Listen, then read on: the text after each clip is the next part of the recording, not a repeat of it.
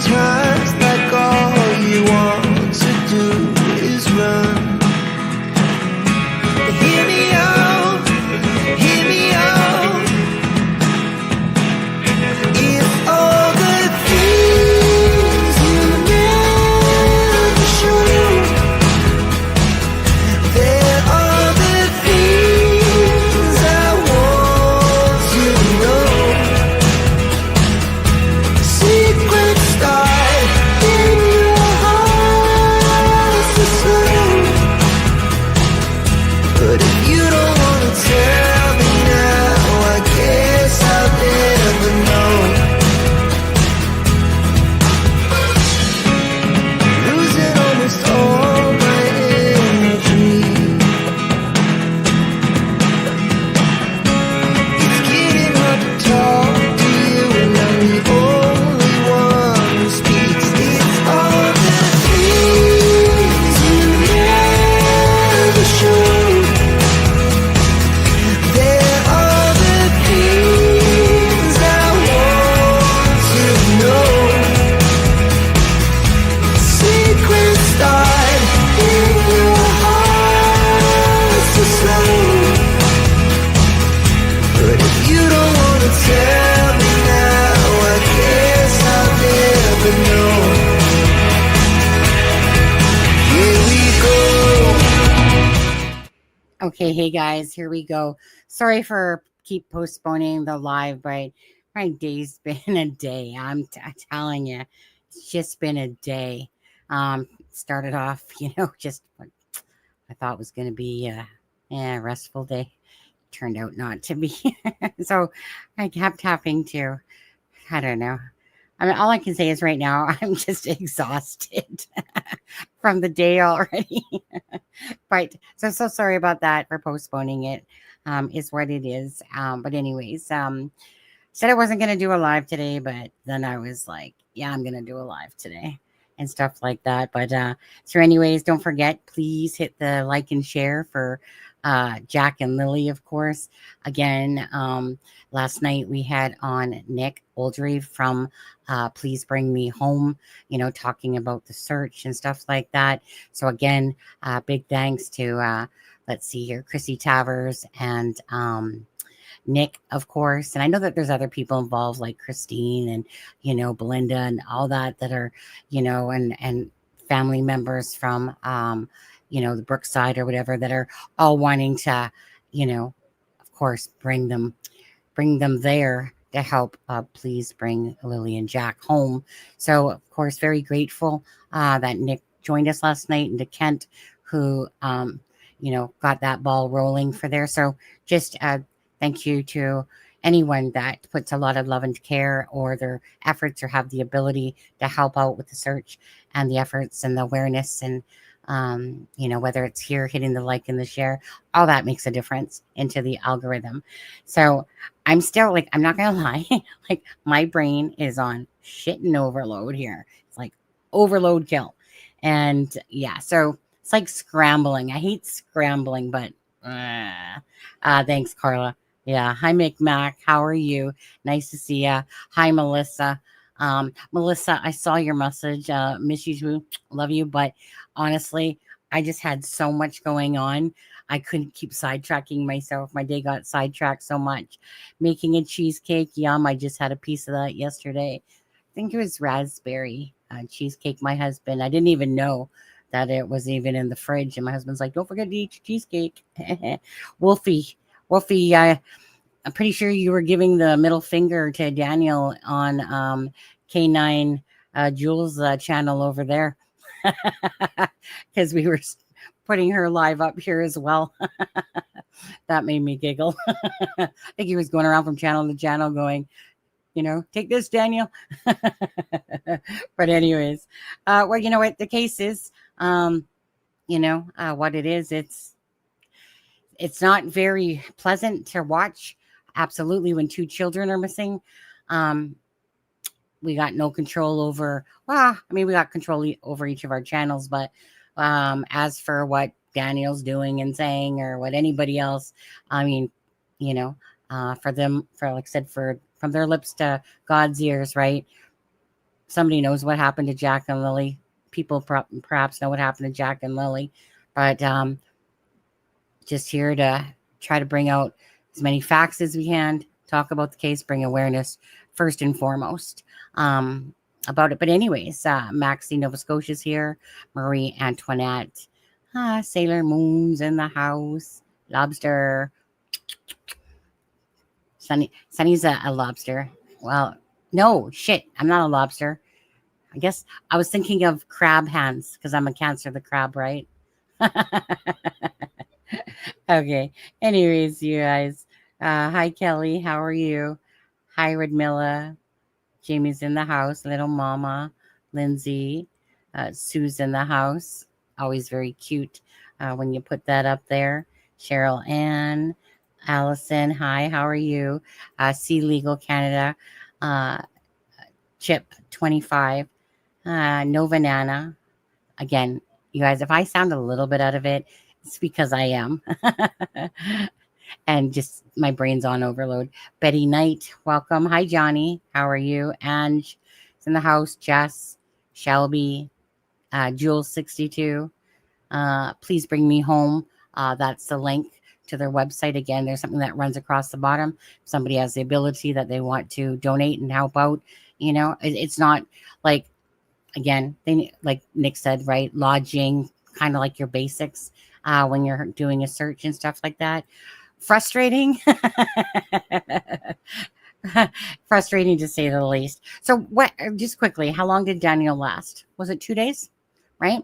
From all the whole Taylor Daniel stuff, right? All those things that came out. I knew for a fact that Daniel wouldn't be held down and he would not stop. But you know what? I expected it, right? It was just a matter of, was it going to be a day, 2 days, 3 days, 4 days, you know? Nope. He just, you know what? Bottom line is he does it to himself. So simple as that, right? I mean, if he wants to keep being, you know, coming out and getting, you know, being scrutinized and under attack, you know, and trying to propagate the whole hidden stuff and whatever. I mean, hey, again, you know what? It's to either his demise or whatever for him. So I just have to. It's not funny because we're talking about 2 children missing, but watching what Daniel does is actually quite comical at this point now because he just does not know how to lay low. I don't even think that he knows what laying low means on there. You know, I love you and miss you. Yeah, thank you. And hey, April, how are you? All right. It's hard for me to grasp a mentality where if I had awareness of something terrible happening to the children, that I wouldn't say anything. I'd have to confess, turn myself in. Well, you know, that's what makes up all the different personalities in the world, right? Right? Like the guilt would just override, eat me alive. Like it would literally eat. I'm that same way. The guilt would eat me. Like that's why it's kind of like, you know, I just like to be open as I can, like a book, right? I figured that if you got nothing to hide, you know, type of thing. Like, what do people have on me when they tried to? Like, because people do try that shit, right? And it's like, pff, okay, go right ahead. Like, what are you gonna find? Like, I don't got no criminal record and all that stuff. I'm like, you know, living a normal life, in a nice apartment. Well, I mean, it could be bigger, but whatever. But you know what I mean? Just doing my daily stuff in life, trying to always help people when I can. But in this case, it's a different type of space because you're trying to bring awareness and help. But by the same token, you deal with a bunch of nasty ass people to go with it, right? And some people might think that I'm nasty ass. Well, they can think that all they want. Different, you know, at least I'm doing something with my free time because I choose to do it because out of passion for Jack and Lily's case, right? It's not like I'm sitting there going, well, let me just do a live, cha-ching, cha-ching, cha-ching. Like, I don't even think like that. But I'm aware that, you know, people are always going to attack all the time. And so on here, I'm a lot more feistier. In my real life, I don't give a shit. Well, I don't give a shit on here either, but I'm just saying it's that you deal with a lot more of it. And after a while, there's just some days where you're just like, you know what? I'm going to call out your nasty butt. Because I don't even care. Because I'm sick and tired of you and your trolling ass and your ignorance. Sometimes I do that, as you guys know. but it takes away, like, drama just really takes away from the focus of why we're here. And of course, awareness to the missing and the murdered, and that you just kind of want to bring out like the facts as you know them, the most credible information, and then discuss it. You know, is that so wrong? But doesn't matter. There's just people out there that have a lot of screws loose and they're whatever, but so be it, right? But it's just a sad world sometimes when you see these people that just think that their fucking shit don't stink, and they want to sit there and attack you, bring you down all the time, and then they go, Sunny blocked me in her chat and blah blah blah. Yeah, I did, right? Nothing to hide. I did, blocked you, removed your butt. But anyways, I don't really want to get onto that stuff besides just say that the point that we're here is to bring awareness to a case. It's not literally to try to trash people that are doing good things by talking about a case, right? And that's the bottom line. Why take away from people that want to bring awareness to cases and stuff like that? But whatever. You just can't. No, he can't stop talking. He just can't. Daniel doesn't know how to zip those lips. He just doesn't. He was in that Mike Damon's thing yesterday because somebody sent me that. And thanks to everyone again that do send me things, screenshots and stuff like that.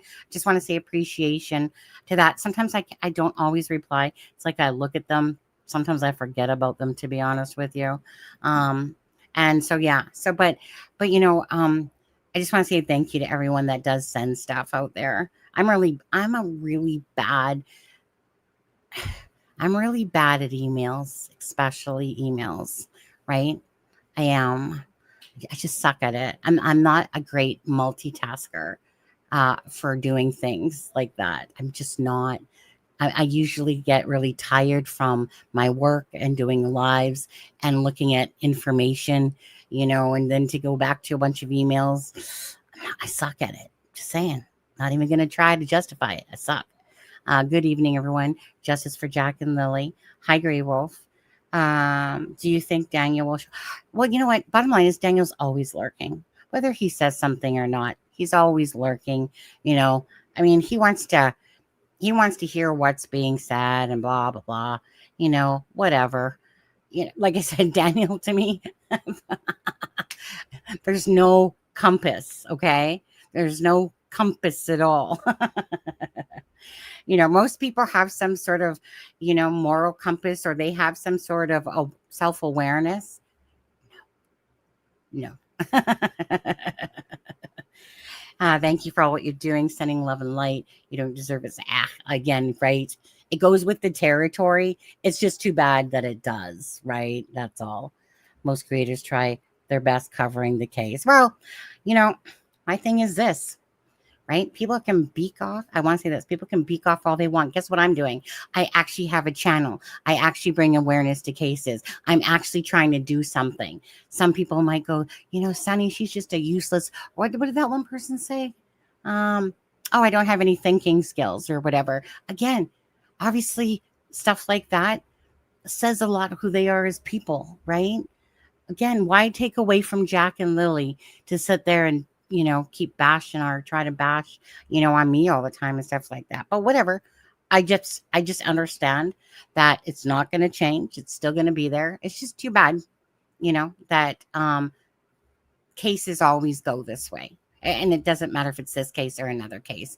It will happen in another case you cover and stuff like that. And people just totally don't agree with you. They want to come in and tell you how much they totally disagree with you and stuff like that. Great. Don't watch. That's all I got to say. Hey, Kimberly, how are you? Okay, the last time the docs were released, whoops, that's not, I got to change my style here. 1 second. Sunny needs to shut up and get on with this. Here's what I need to do. The last time there were docs released, the media didn't give us all of the detail all at once. Did they? Might there be more details to come from the latest release? No. I have the documents, and there's nothing in them more. The thing is, if you're talking about the first ones, So, like, that was a lot of stuff, right? Like, they try to put the important things in there. Thanks, Root Strength. Want to thank you. Thank you, Root Strength. Thank you. I appreciate that. Thank you. I personally appreciate you. Psht, psht. There you go. Thank you so much, Root Strength. I do appreciate that, absolutely. It does suck when sometimes you just feel like you're being torn down and you ask yourself, like, why am I doing this? I don't need this crap, right? But the strong Sonny always prevails and says, fuck them. Gonna keep going. It doesn't matter. But sometimes it just gets to you. But there's days like that, right? But thank you so much. Okay. What was I saying? Oh God, I say that all the time, don't I? Don't even realize it. So good to be here with you tonight. Thank you, the Canadian cat lady. You got mail. I'll look in a minute. Leave me alone, Wolfie. Shoot. What was I? See? Today? Wait, hold on. It was Johnny. Johnny was saying something. So, right, back to the documents. So when they first brought out the documents, right, there was like a lot of stuff. So the media was trying to obviously put in the most important details of it and stuff like that. And then there was some other details. But for the most part, they covered most of it, but not everything. Again, it was supposed to be like the most. Now, the last one that we got had about the 8:28 time. They unredacted more of the 8 o'clock to 10 o'clock time. And then this one, you know what? 100% what's in those articles from Globe and Mail and CBC, because CBC had more information about this recorded thing that they brought into the police on Darren Geddes and his whole his whole theory thing, right? That one I didn't see in Globe and Mail, but in Globe and Mail we heard a lot more, like just about Hayden and Darren Geddes and the misinformation, the story, blah blah blah blah blah. Okay, so but everything that is out there in those articles is exactly what's in the documents that was taken out. There is no more little juicy tidbits out of it all. It just is what it is for that. So, and I'm gonna show those, right? And appreciate the person that sent those to me. You know who you are, and thank you so much for that. I appreciate that. I just like to have documents, right? Because I like to visually see it for myself, because I do like to, like dig for things. I dig for truth. That's all I'm digging for, right? It's kind of like one of those things. For me, if I'm talking about a case, well, and again, and then there's these cases like this that are twisted and, messed up, and it's not natural and stuff like that.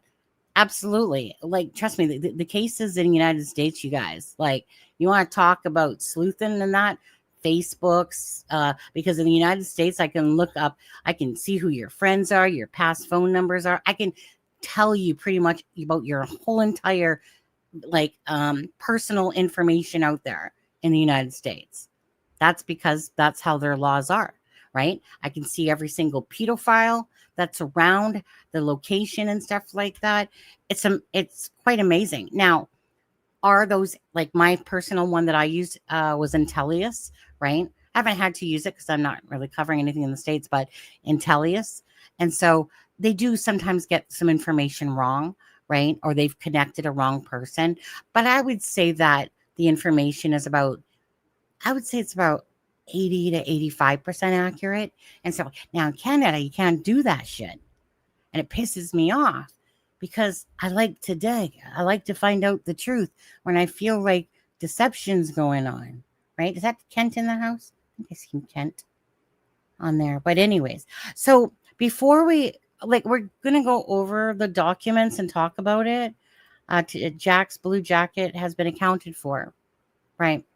Let me just take a look at let's see here. Um, do.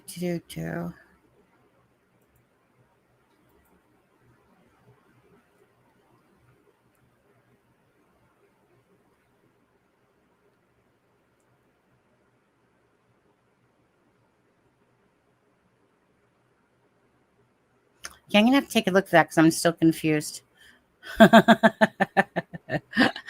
Thank you, Wolfie. But that was just another thing that came in that I haven't had time to dissect overly, but want to understand it.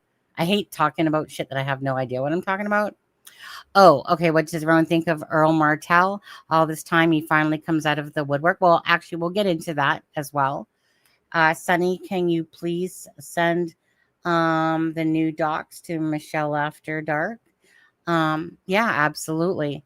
It's just one of those things. Like I said, there's no new information in it, but I just really like having the documents. And this is about finding answers for Jack and Lily.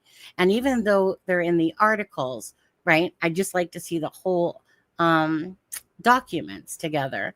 One sec here. Compose. Like, I'm not gonna like. I'll do it for my shoot.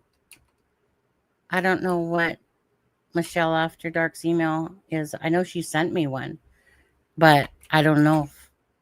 Uh, maybe put her email in the chat if you can, or send it to me. Send me Michelle. Only because I know I have it in there because I remember she asked me, and I sent her something. So, but I just don't know if it starts with Michelle After Dark or whatever. Green jacket. Do you think that you can searching? Yeah, I know. And I just don't want to do it during the live right now, to be honest with you. I'm already flustered from today from being just a lot of stuff going on today. So I'm just trying to I just need to blah, blah, blah, blah, one of those.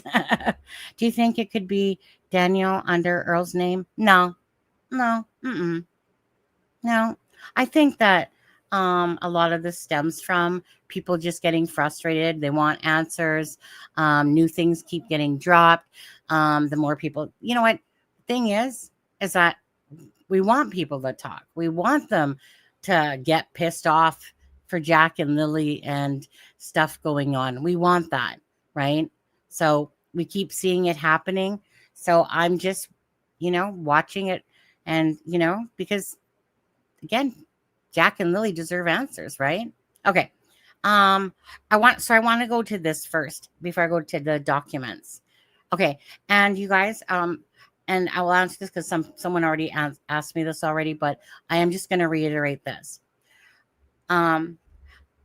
When I say that, when you're talking to people, okay, you want them to have your trust, right? Because, like I'm not there to try to like purposely hurt, like use someone, right? So when I say, like I did on last night, right, or before when I've said this, right, when I say that there's other information I know, first of all, you're not entitled to all that information, okay? Bottom line is, I work my ass off to get the information that I do, and I'm not going to sit there and try to out someone and throw them underneath the bus, when they're trying to give you information and stuff like that. And there's certain information I'll share, and there's certain information I won't. I worked my ass off to get that information. Charmaine worked her butt off to get information. Kent works his ass off to get information, right? So it's not one of those things of entitlement, because there's just certain things that, again, unless you earn the right yourself, and I mean no offense to no one when I say this, but bottom line is, that's like me asking, right? Here, news, give me all your information that you have, right? Well, no. Are they going to do that? It's just the same thing. It's that, how are you supposed to build trust with people in the sake that you're trying to find answers for Jack and Lily if you're going to sit there and, like out them with information that they might tell you, but they don't want it out there. It's just more of a personal knowledge, right? So I just wanted to explain that, right? Is that it's not about trying to purposely hide stuff from people, but I'm also not willing to sit there and throw somebody under the bus that you're trying to find answers about a case for. And that's all you're truly wanting from these individuals, right? It's just some truth out there. And so, yeah. So again, there's certain things that I won't share. Absolutely not, for confidentiality. And there's other things that I'm allowed to share. And I always ask if I can share stuff, right? Because well, first, like maybe there's times that I haven't, I don't know, but I always try to ask if I can share this information, and sometimes they say, yeah, but don't use my name. That happens a lot. Sometimes they say, hey, yeah, no problem. Right. Especially if they've talked about it already publicly or something like that. Right. Like Haley's talked about the blanket, about her taking the picture and stuff like that. So, right. She said it already to the public and put it out there in an interview and stuff like that, or in one of her recordings on Decibel or whatever, then it's out there. But anyway, so I just wanted to just reiterate on that, right? Like, this is where it's like, if people want the information, then message people yourself, right? Get your, like, I'm doing this work, and with the help of some good people, right, they're willing to send you information on top of that. So I just want to say I appreciate that. But is any of this information that I have in my head, right, is any of it leading to answers from Jack and Lily, right? Like, or like, where are Jack and Lily? So the answer is no. That there's nothing that I know that could possibly say where Jack and Lily are. And the information that is coming out, right? Again, however you want to perceive it yourself with the vehicles, we'll go over that, okay? But anyway, so I'm just going to make that clear. It's not because I don't love you guys. I do, but right? That's like me asking you to tell me every ounce of your life and don't hold anything back. You're not going to do that. I probably might tell you every ounce of my life that way, but sometimes I say it right in front of my husband and he's just like, did you just say that? And I'm like, yes, I did. But anyways, so I'm going to bring up this first. Hold on. Share screen. Thumbnail. Okay. So all I'm going to say from now on, actually, whenever I'm talking about people, I don't even want to use their names like for certain people. I'm just going to say the word, and I know you guys hate this word, but I'm going to say it anyway. It's called source. Okay. I'm going to say source. Okay. So some of there's lots of little things, right? Like for me, okay. Everyone has their own way of thinking, but me, Daniel's been saying a lot of stuff, and we don't really hear from the Malaya Brooks Murray side too much, but Daniel's been saying a lot of stuff. Now, again, although no one has to speak from any side at all, is that going to still stop people from covering the case? No.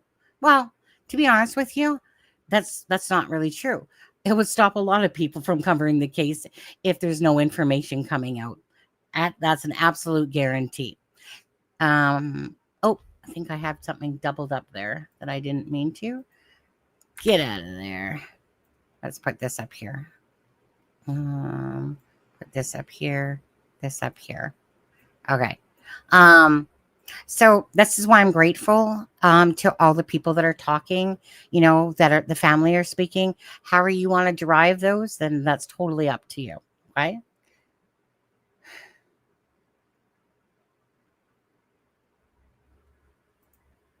There's a particular person who is playing both ends against the middle.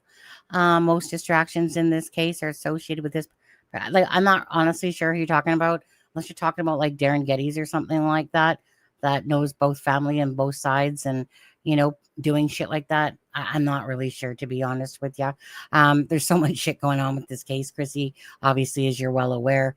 I'm just here for Jack and Lily to try to bring you the most truthful answers that I could possibly find or get and stuff like that, and just try to take away from some of the bullshit out there. Don't know what the answers are. That's just it. None of us do.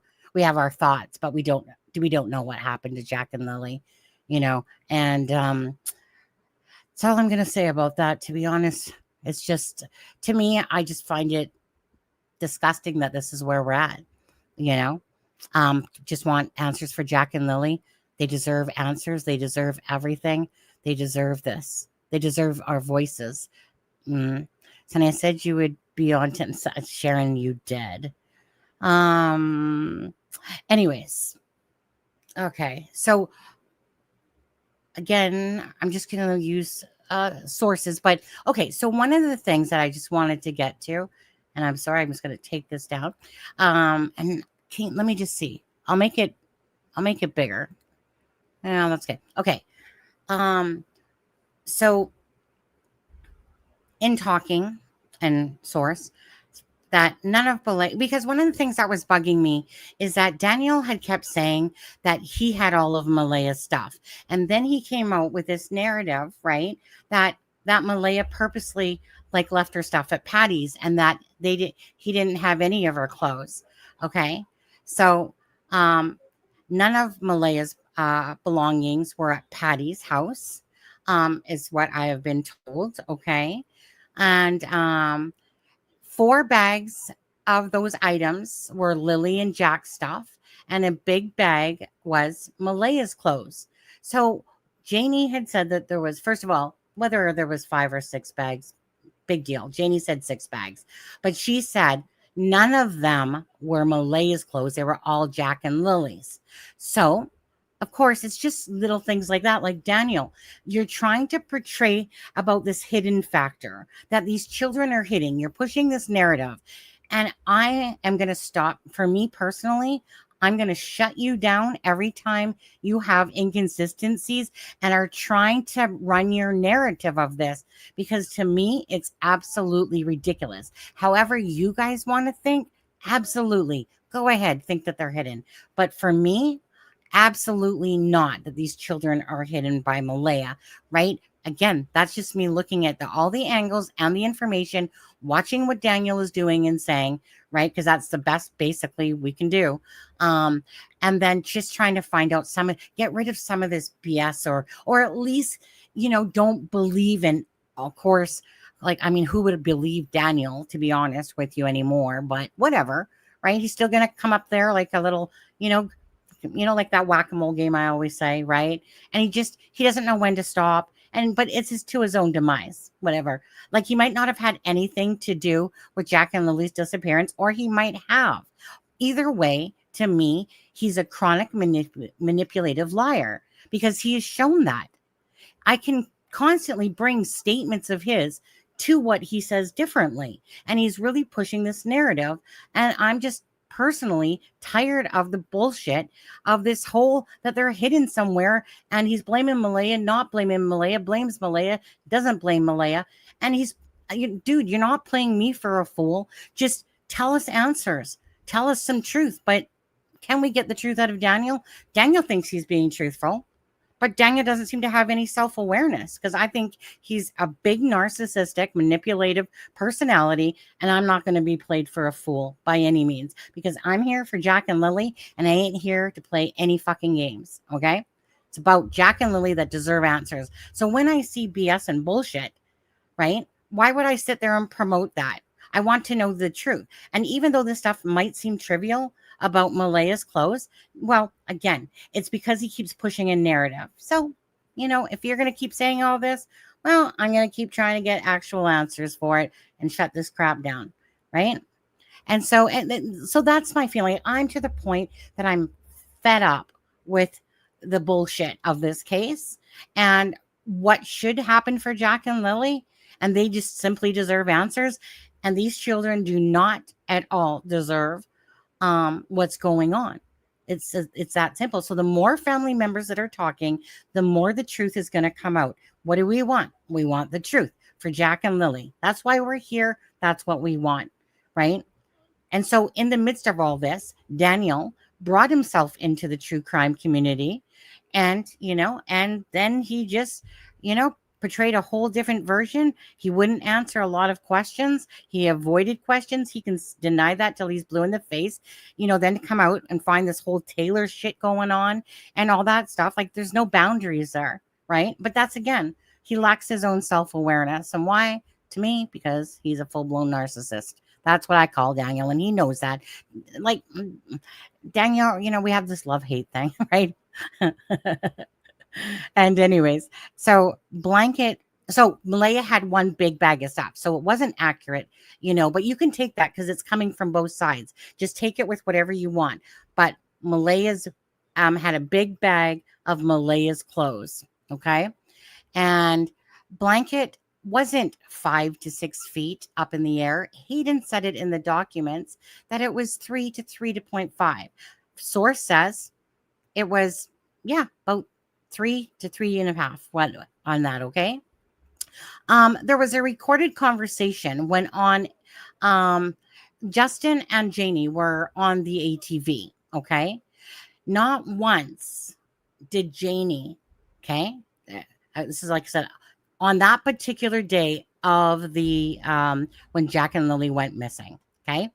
Not once on this recorded conversation when they were talking about, Jack and Lily, not once I was told that Janie said that she heard Jack and Lily outside, right? She might have said it after the fact, but was told that she did not say anything about that. And that conversation was recorded. Now, another thing. So I was also told that a couple credible witnesses said that there was no blanket there in the morning, okay? And it was on the ATV trail, and who was driving the ATV?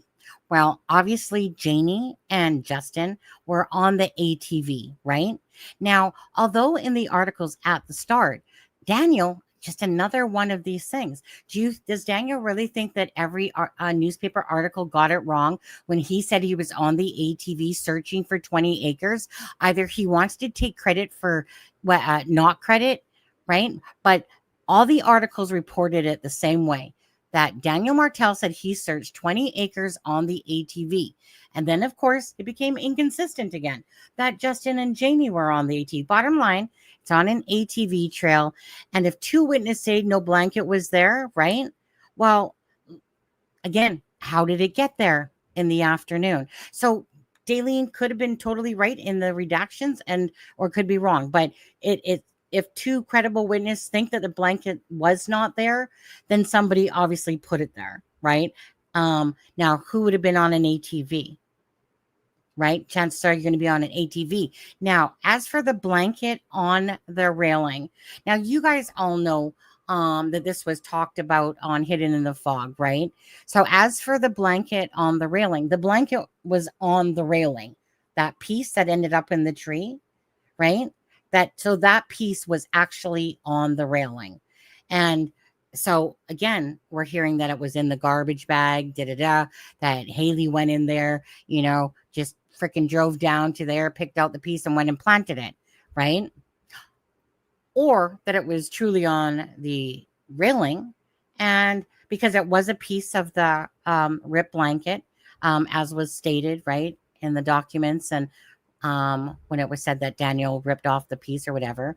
But as I'm being told, that piece, that information was correct about that. And again, take it with it what you want, okay?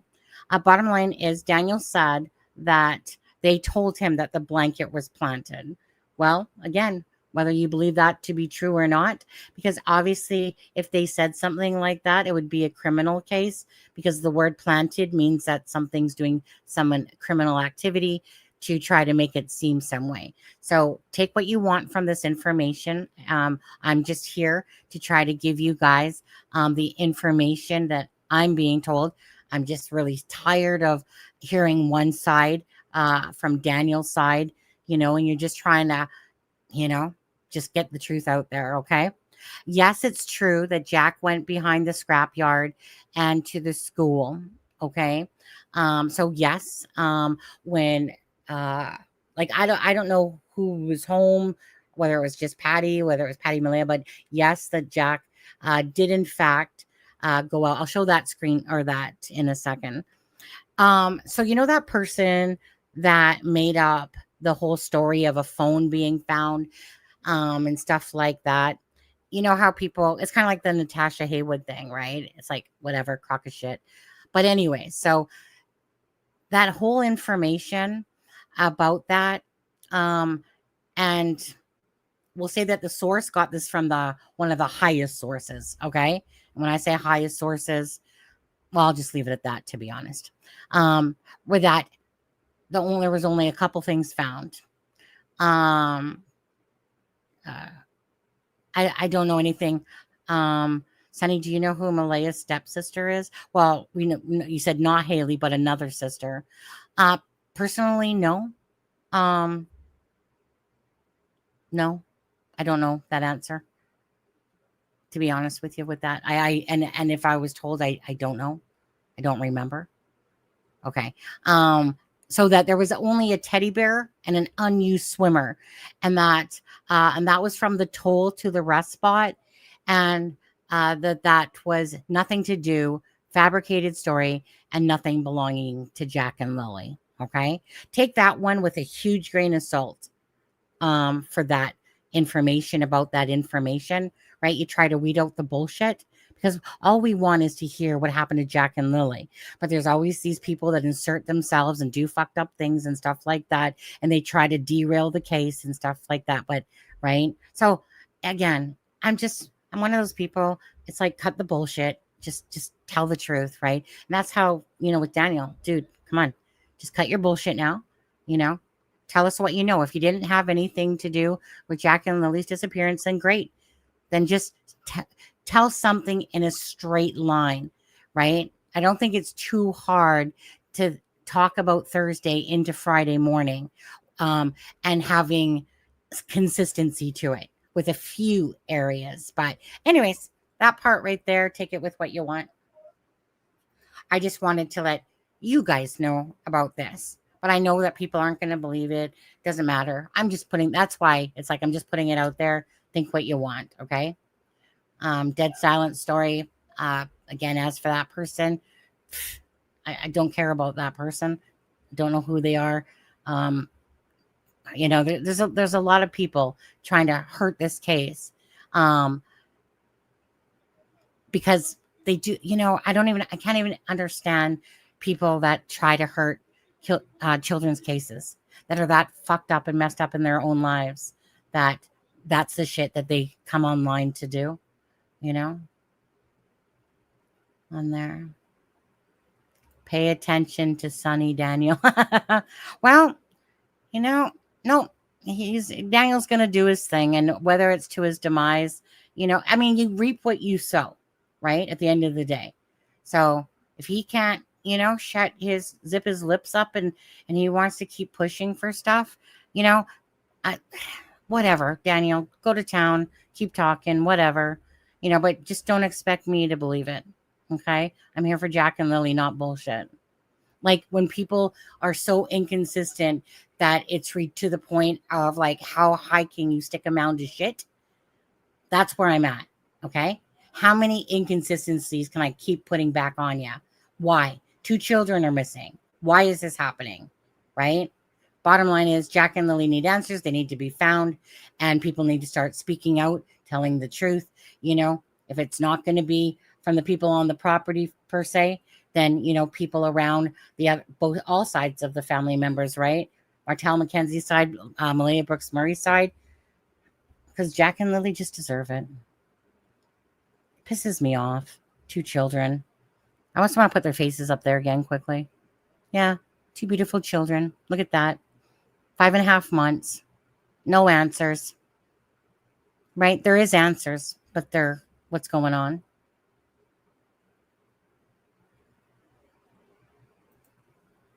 One of the reasons we keep getting derailed is because Daniel has an insider running a chat group.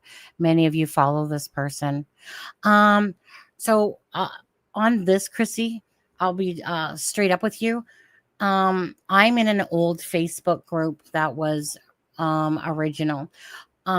Even to be in that, I don't typically, but it's a lot calmer than it was. Daniel would come in there, Janie would come in there, and stuff like that. And I was just there to watch. I'm a watcher for the most part. I do very little talking, but I'll be straight up. I just don't do Facebook groups. I'm not in the focus group. I'm not in that. Why?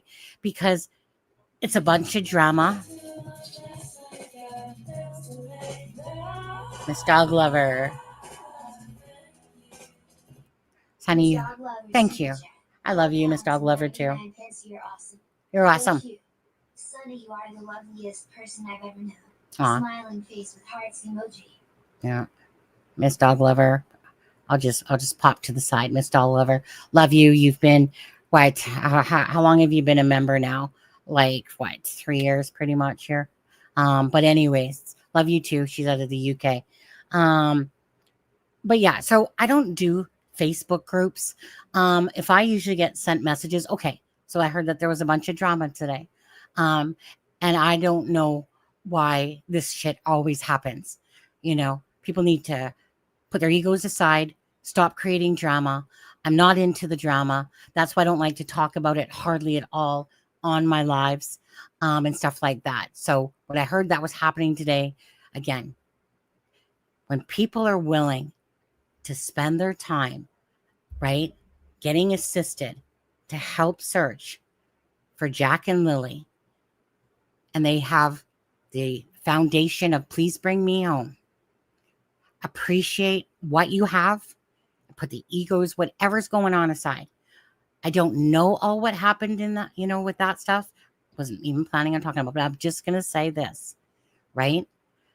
I personally, for one, and I know a lot of others, are grateful for any assistance from anyone that gives their time.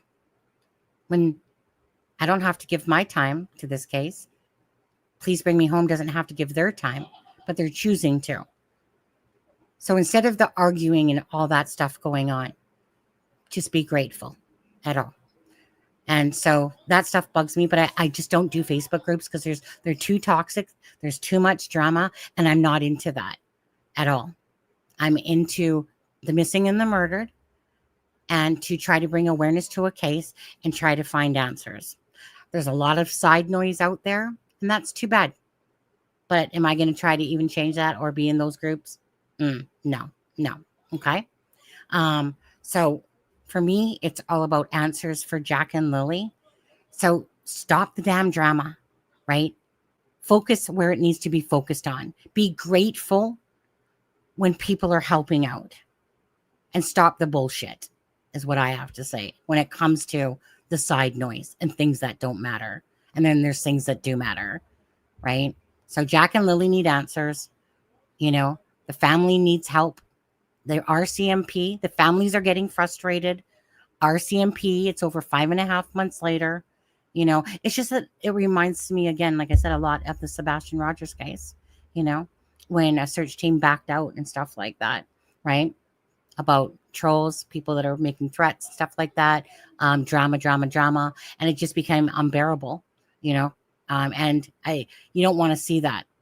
You don't want to see stuff like that happen. You don't want to see attacks and stuff like that. Again, thank you for Please Bring Me Home for whatever you're going to do for Jack and Lily's case. That's what I got to say. I'm going to leave it at that. Okay. Jack and Lily need justice. Yeah. I'm just, yeah. All that side drama is just, this, you know, it takes away. It just takes away. Okay. You hear my husband in the background. F and hell, he's gaming. Okay, so is this the right document? Hold on a second. Is this the right document?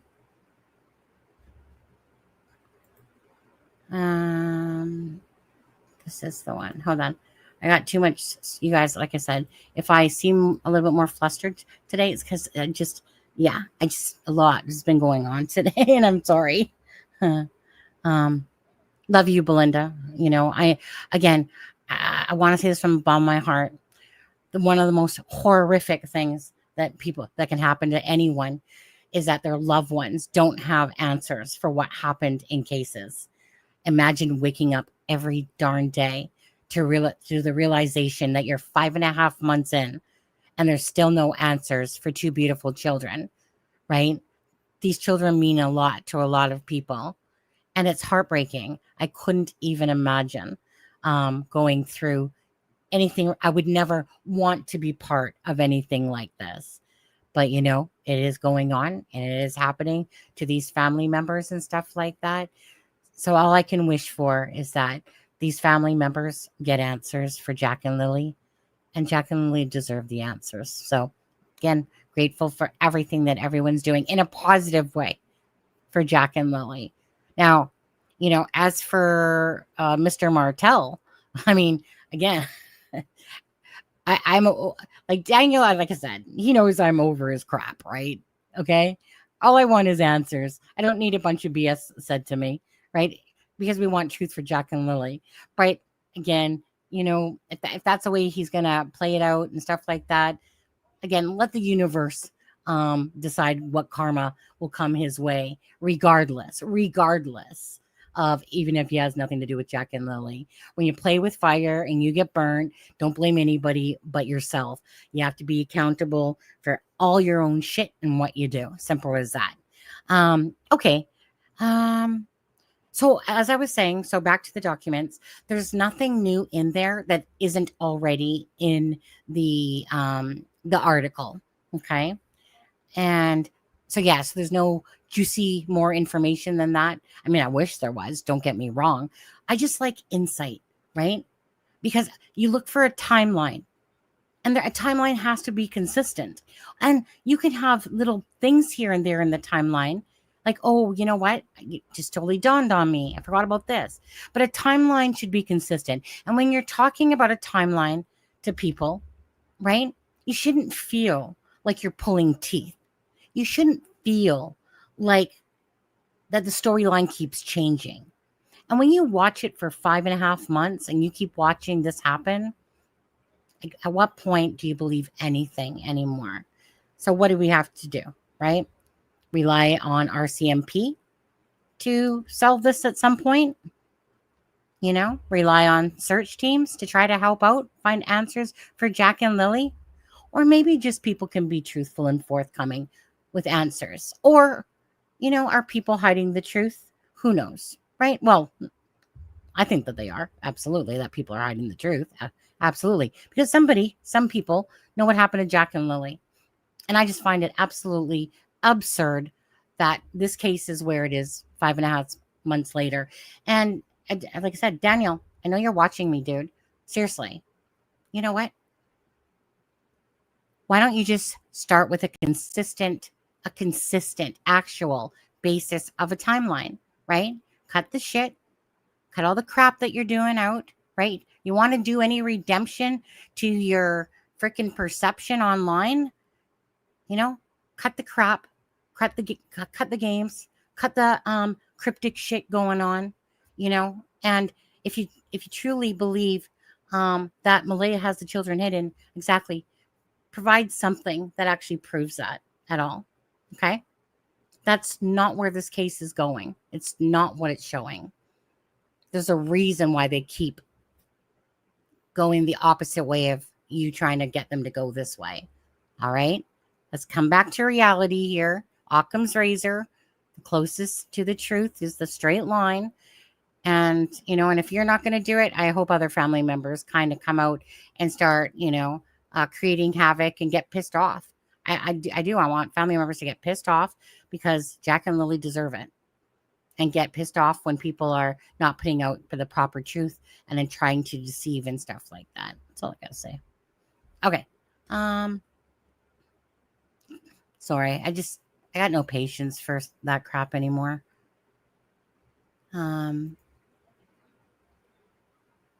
Documents.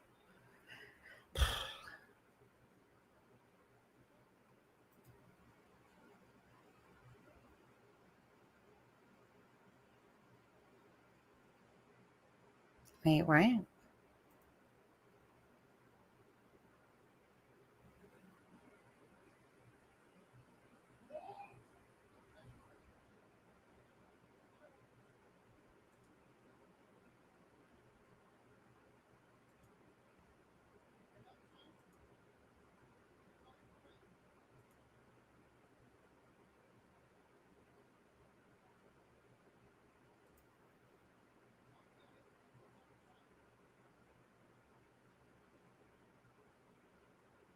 Oh, that scared me for a sec. I've never seen this message before. And then all of a sudden this message pops up. That was weird. Daniel can't see outside of himself. No, he can't. Like I said, I didn't fall off no turnip truck, at all. I'm not muted. You need to go back out and come back in. No, I'm not muted. Okay, so stop screen, share screen.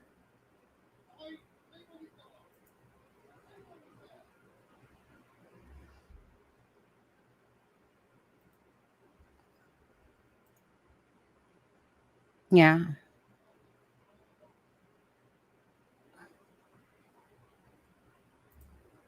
Thank you for subscribing him on there. Okay. So again, there's nothing in here, but I just like to see it in the document form. And, I know that there's going to be people out there, of course, asking for the documents and stuff like that. You know that it's always about Jack and Lily. And, the documents, like I said, they obviously lifted the redactions thanks to the news, the Canadian Press, Globe and Mail, and CBC, everyone that has worked hard, the lawyers, to get the unredacted, some unredacted information. Okay. Some of them are delayed disclosures. So maybe in the future, we'll see more of those delayed disclosures coming out as well. Drippy, what? It's kind of a shame. The last few days I've been hearing about some secret video. What is that about? I'm not sure if you're talking about, are you talking about the one that they had in the documents, I guess, in the news article as well? That's basically talking about Darren Getty's being recorded by like Malaya or something like that. Is that what you're talking about? Okay. Anyway, I'm going to make this bigger. Okay, guys. And I think I'm going to scroll down to, let's see here. We don't need to see any of this stuff. Although there is stuff that I'm not going to do it today, but I really want to go back to this timeline that doesn't make sense, and all the different things that, have been said with these times and stuff like that. But I'm not going to do that today. I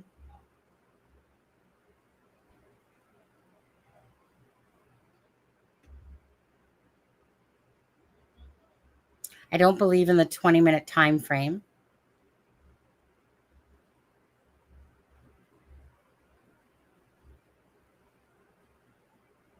I think I gotta go. Sorry, guys, I'm just kind of scrolling. Oh, I need to go down more. Every time I try to use the Control F on this thing, it doesn't bring up what I want. Cody. Okay. Ron. Sorry, guys. Okay, so there's where the 8:28 time is from the previous documents. On May 2nd, there was a missed call from Malaya at 8:28 a.m. To her sister. So one of the big questions out there is that, how is it that Patty called Cindy?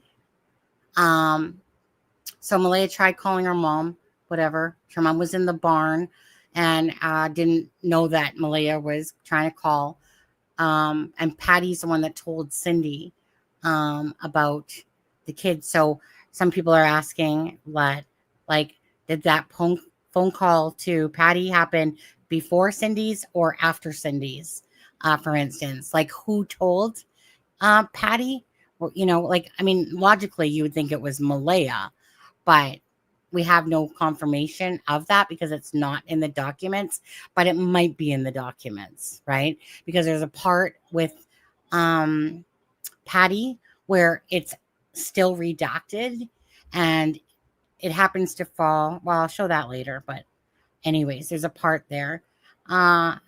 Chance lays, right? We'll use the word allegedly, okay? Chance lays, right? Well, Chance, Daniel, okay, allegedly we'll use this. That Chance Lays is the meth dealer for Daniel. That Daniel buys his meth, and Chance Lays lives in the Westville area. Does make you wonder when they were out in Westville if he was buying meth. Oh, that's another thing I wanted to talk about. And yet another source confirms that Malaya said that Daniel was up doing drugs all night, and she was not sure what time he came to bed. Now that's 3 times, okay, hearing that. So again, allegedly, Chance, you were part of the search with Adam as well, and Taylor had mentioned that she seen Daniel's vehicle, his black one, at Adam's house, but that was in June when they met up. Okay. So are those keys that are on that picture that I've shown you guys, is that to Daniel's black vehicle? Because those keys would have been there on the May 2nd night when that photo was taken at around 9 o'clock at night. I believe it was 8:57, I think I want to say, on there, right? So it's a matter of, no matter what, if someone's going to say inconsistencies, well, you're going to look as deep as you can at where the truth lies. So, people are talking about hearing the vehicle and stuff like that. 2 witnesses now, right? Some people are going to be like, blah, blah, blah, blah, blah, to it all. Okay, I think I'm going to need to be on 24. Well, where did that one start? Oh, here we go. Okay. Okay. Okay, so Brad Wong, right? And that's the person that called in, and everyone knows that he has a past. If you don't know, yes, he has a past. But it says Brad Wong said he did not wish to provide a statement, but was willing to have a conversation with police. He said in the early hours of May 2nd, 2025, he heard a loud vehicle coming and going in the area of 1407 Gairloch Road. And sorry, you guys, if you're talking,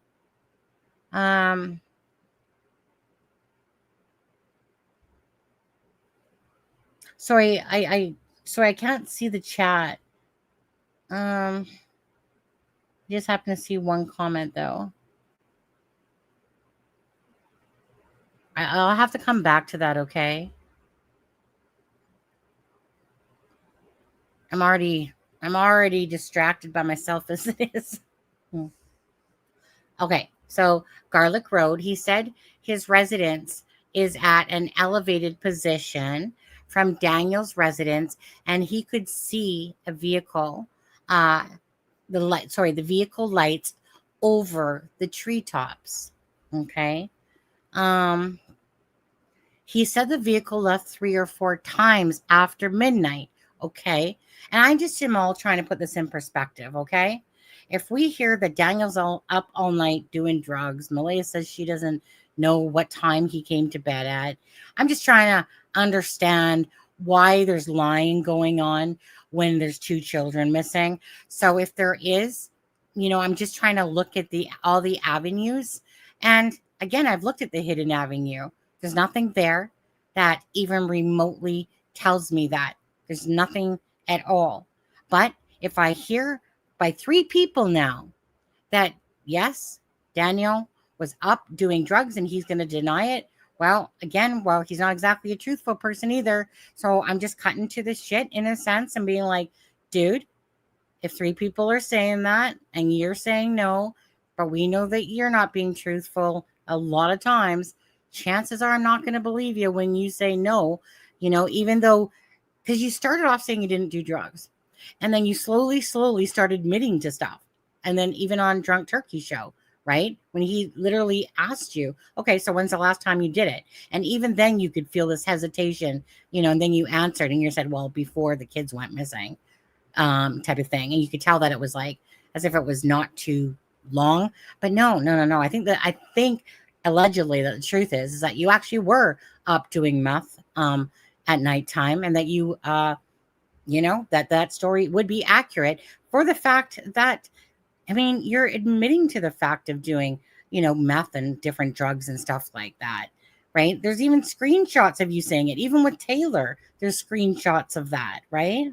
So you can't really take away. So obviously, if you're doing drugs, chances are maybe that night you were doing drugs too. And how does that fit into Jack and Lily missing? Well, might have something to do with it, might not. Don't know, right? If the truth was being told, we wouldn't be here to this day. But, anyways, so we hear of that. And then we hear of now two people talking about, he said the vehicle left 3 or 4 times after midnight and into the early hours of the morning. He said that the vehicle would drive off in the distance and he could hear it stop and then return. He said it remained in earshot the entire time. Let's see here. Okay. This is where we get into, Cindy and Malaya, the 8:28 time. Like I said, there's a missed audio call at 10:40, which we've shown that before. I think someone said something about 12 a.m. on an app, the one that Malaya deleted, but I don't know. I don't know about that stuff yet. So then we go to Justin Smith, the secondary person that gives details. Justin Smith said he was on good terms with the McKenzie family and helped Janie out in the past. He did not know Malaya, Daniel, Jack, or Lily specifically. On Thursday night into Friday morning, he was up at around 1 a.m. on Facebook. Around 1:30 a.m., he heard a car on Highway 29 turn around by the railroad tracks near the area of Gairloch Road and Lansdowne Station. Now, if I'm not mistaken, in the scanner audio, they say Justin Smith's name. I feel like that am I right on that, guys? Because it's been a while since I've listened to it. Now, they said who the driver was of the SUV, right? But I feel like I heard Justin Smith's name on the scanner audio as well as this other lady's name that said that there was this suspicious SUV, and then they checked it out, and then they legitimately said the guy's name, and stuff like that. But anyways, am I wrong about that? Am I right? Okay, so I am right about that. Okay, thank you. So those little alerts that go off in my head. Okay, so again, I just came back to see what you guys were saying to that for a second. Let's see. On Thursday night into Friday morning, he was up until around 1 a.m. on Facebook. Around 1:30, he heard the car, Highway 289, turn around by the railroad tracks near the area of Gairloch Road and Lansdowne Station Road. It made noise, then went quiet. It's kind of an odd sentence. It made noise, then went quiet. I mean, I get what it's being said there. The vehicle was quiet for approximately 2 minutes, then drove towards Lairg Road. He spoke to Brad Wong, who informed him Daniel's vehicle came and went 5 or 6 times that night. Wong said that the car Smith heard was Daniel's. Smith helped with the search on Friday, Saturday, and Sunday, but did not find everything. Now, so again, I later spoke with Brad Wong, who informed him Daniels went 5 or 6 times. Obviously, it was said 3 or 4 times, approximately. But I'm not going to take away from the fact that we're hearing about 2 witnesses talking about a vehicle and thinking that about Daniel being up doing drugs, right? So that's going to stick in my head, obviously. Now, when I was kind of reading Justin's, I was thinking, okay, so if he was near the railroad tracks, which is near the blanket, was a blanket planted at nighttime? Because that would make sense to driving down a road, hearing it stop, for 2 minutes, and then, hear it again. So I'm thinking, okay, was the blanket planted, in the evening time? Because that blanket's weird. No matter how you look into, it's on a rail, it's on a railing, and then it's, up in a tree. Okay.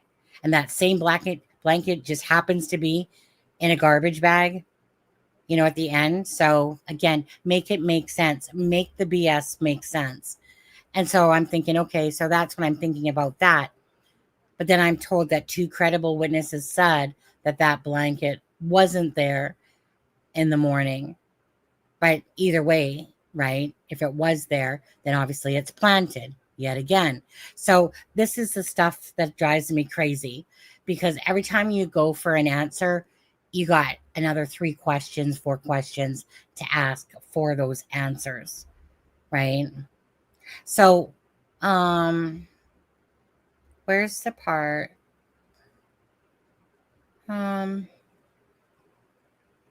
See, I was running out of time. I was trying to look for the part where it talks about the recording of Malaya and Hayden, whatever it was. Malaya and Patty and Darren.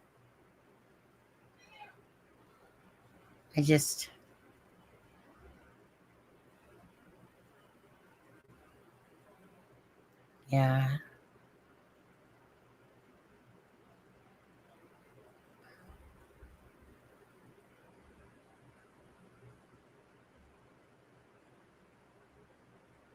Sorry, guys, just kind of seeing where I'm at here.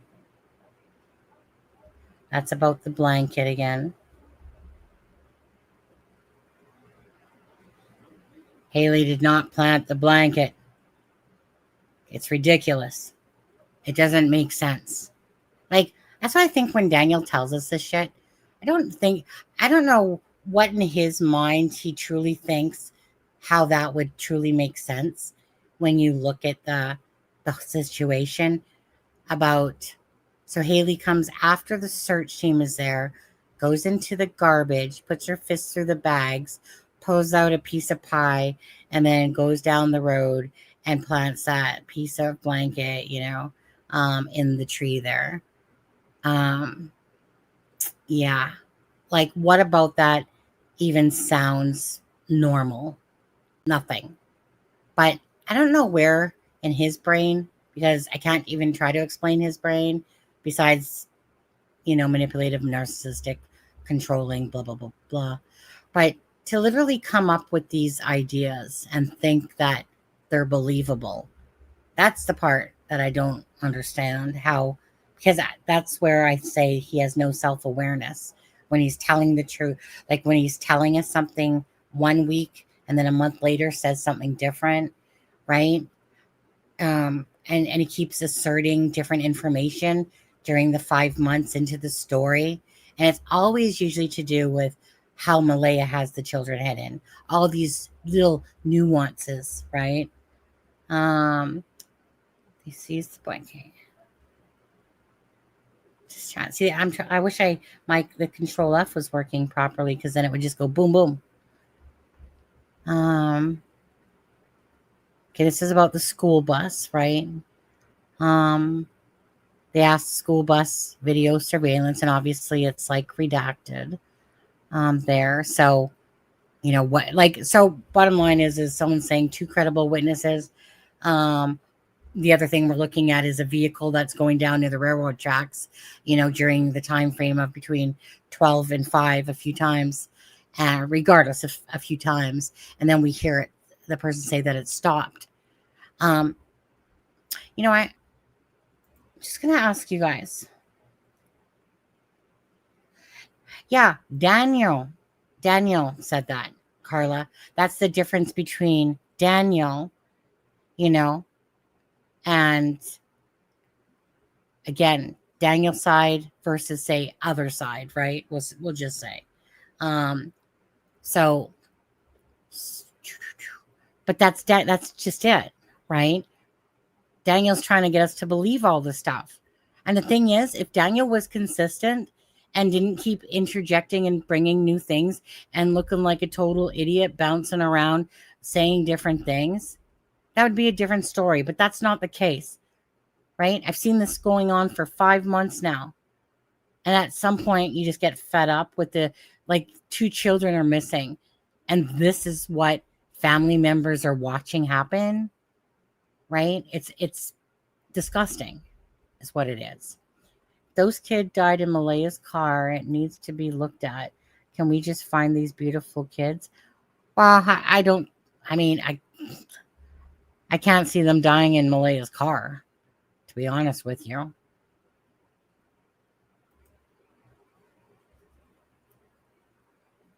Yeah, maybe you want to answer Johnny there. Also, Daniel made the statement that he dives into the woods. Ryan, he dives in the woods and makes that. Yeah, well, I mean, besides the fact that he says a bunch of shit that it doesn't mean anything.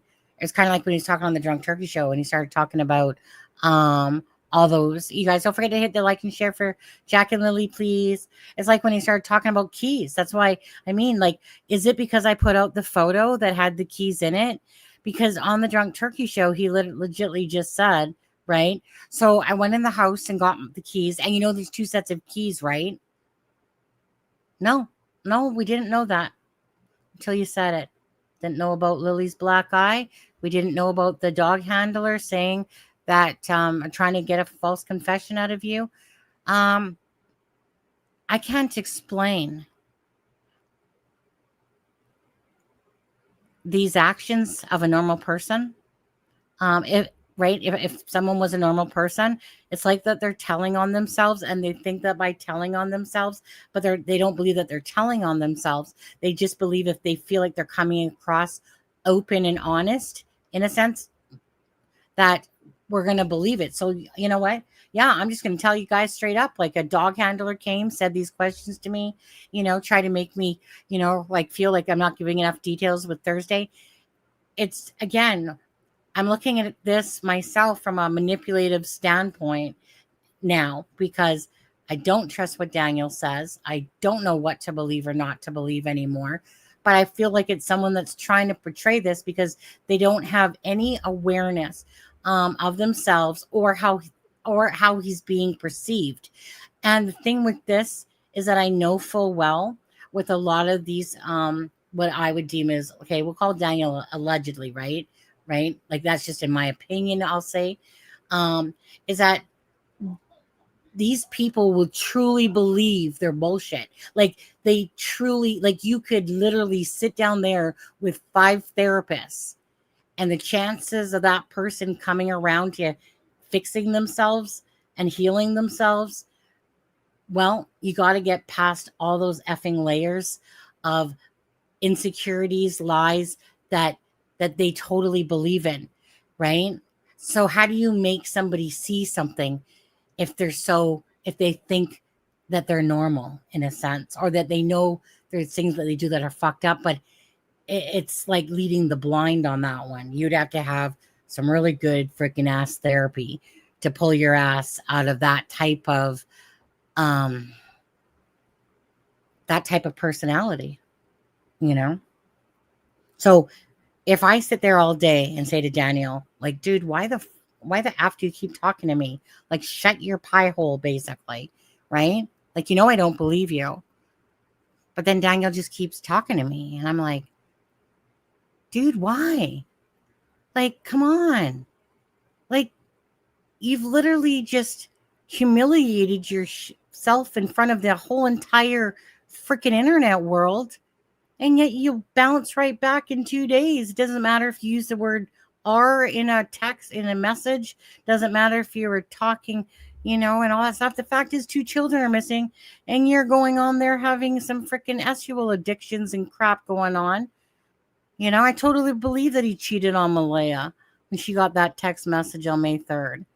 I think that, I'm sorry, Daniel, but honestly, you're despicable to me. You're showing that yourself.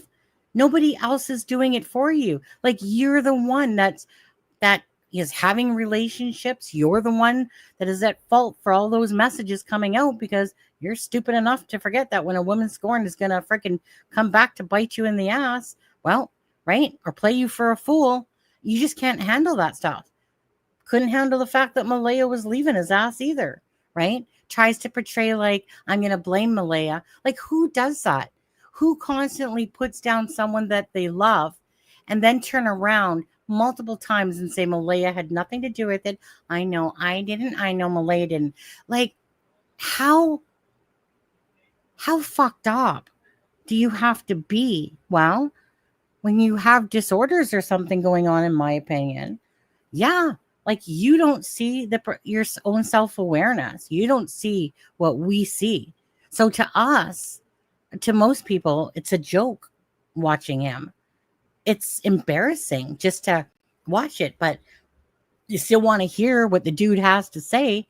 Like, how many more inconsistencies can he say? What else is Daniel going to say? Right? And he thinks of it as like he's keeping the case alive. But you notice he always uses like the only one. I don't know about Christine on that. I saw some messages, right? But I don't know anything about that part of it. And I'm not even going to get into that stuff, right? If people are playing with fire and they get burnt, regardless of who it is, then it's your own fault, right? Um, that's the bottom line of it. So I'm not going to comment on that. I don't know. I seen screen messages, but even then I'm just, and I'm not going to say that they were like some sort of sexual screen messages. No, I just saw messages from Taylor regarding her name. Okay. That's about it. But that's as far as I'm willing to talk about. Again, if you play with fire and you know it and you get burnt, that's on you. Jack and Lily need to be the focus and not that drama bullshit, right? They can deal with their own consequences if they are. Other than that, it takes away from Jack and Lily's case, right? That's why I've barely talked about Taylor, and I've only corrected a few things, just because I'm not going to go down that. I need to bring up all this drama into it. That's not going to help solve the case. It might give more insight into who Daniel is. And make him even look worse than he already does. But hey, Daniel doesn't care, obviously. He just bounces back like on, what is it? Rudolph the Red-Nosed Reindeer, where Bumbles bounce or whatever. That's what, like that Ice Mountain guy, whatever his name is. And they Bumbles bounce. Okay. So, but I want you guys to go to this, okay? Tell me, please, with, the vehicles, okay? Based on your own thoughts, what do you guys feel about two witnesses talking about Jack and Lily? Or sorry, about, yes, Jack and Lily, but about the fact of credibility, right?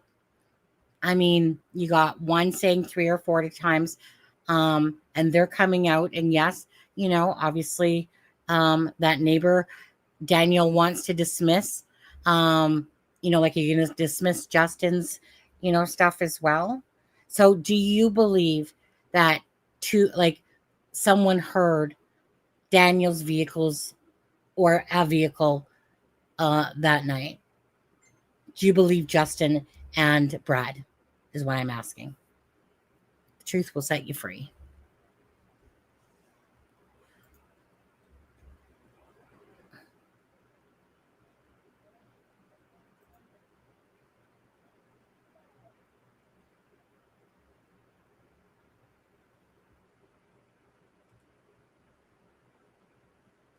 One second.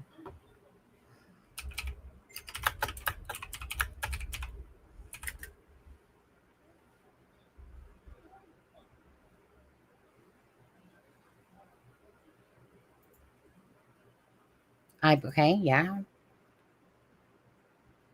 Tim Mitchell's, yes. Jenny Phil. Come on, you guys. Speak up or forever hold your peace on this. Do you guys think that a vehicle was heard between 12 and 5 a few times?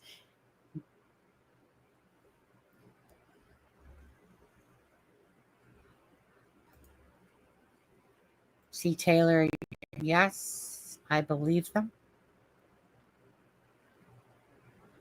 Please bring me home link. Okay. Yes, absolutely. I mean, I know the consensus whenever I take a poll is that there's family involvement, right? That's the way most people are leaning. So it's not going to shock me that people are going to say yes. Now, and we'll go to the Google Maps in a second here.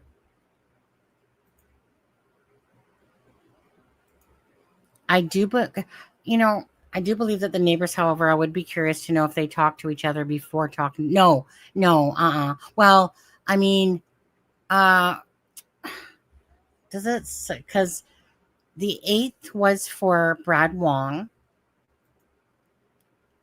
right? Um, Now, does it say when Justin talked?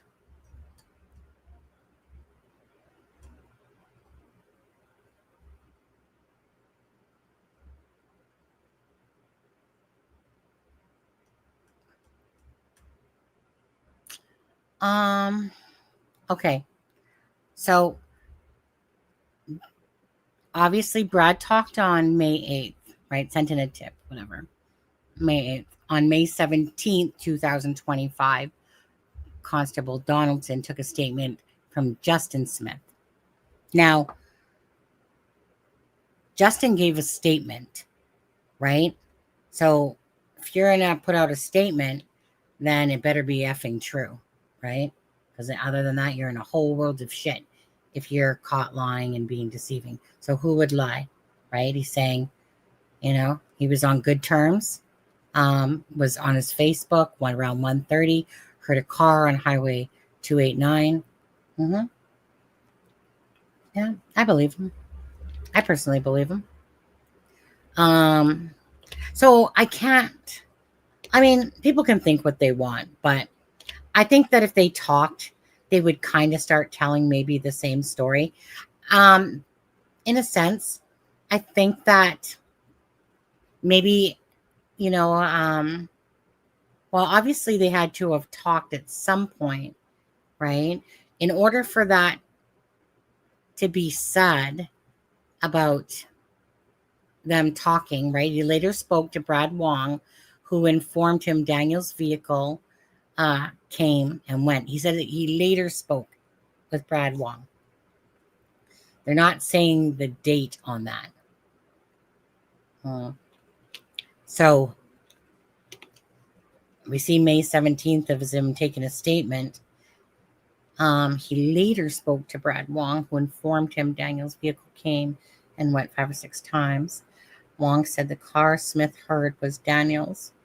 Smith helped with the search on Friday, Saturday. Yeah, so maybe, who knows? Maybe they talked during the search, maybe, no, probably after, right? I don't know. What do you guys think about that? I don't think it was like, hey, let's talk about Daniel's car. Let's make up some bullshit. Yeah, well, I believe that. Just because Justin only heard it doesn't mean Brad. Well, I think the whole preface there is that, Brad knows the sound of Daniel's vehicle. And that's how, well, let's just go by this. If he's coming from Gairloch Road, like up that way, right? I'm not sure which exactly way he saw it, but I'm pretty certain that you could possibly see lights, right? Like lights, regardless if they're reflecting off of the trees, right? At some point, right? Or that, because obviously it's a dark area. So obviously you can probably hear, and the elevation is down, but I'm sure there was something that he could see. But I think it's pretty apparent that when a vehicle pulls into Daniel's yard, that there's no other, like if he can see the lights, then obviously it's not like the closest neighbor is so close that that person is so stupid they couldn't determine that it was Daniel's house, right? Because it's not like one of those. It's like if somebody doesn't spend time in the house beside it, if you're looking at Daniel's house to the right, and they're only there for a couple days or a couple of weeks out of the year and stuff like that, and then the other one is where the helipad was, right? And that person, so that person would obviously no, like it would make sense that this person knows when Daniel's out in his car because it maybe has a distinct sound, the exhaust isn't right and stuff like that. But they would know it because they spend years living in that, or at least since me being back with Malaya, living in that area, right? So you're going to get used to the sound of somebody's vehicle, whether it's a truck going by, a motorcycle, whatever. So that makes sense to me. I believe that there was a vehicle that night, plus the route that they said was used is right where footprints and a blanket was. Right. And then that's where, again, sometimes you have more questions than answers. When it's quiet at night in the country, especially late at night, you hear everything. I believe that, Trees. Sunny, I still believe that vehicle took to another vehicle, perhaps to an ATV, to take the bodies farther away. Well, I mean, there's something about that a little bit, right? Right? There's something about that.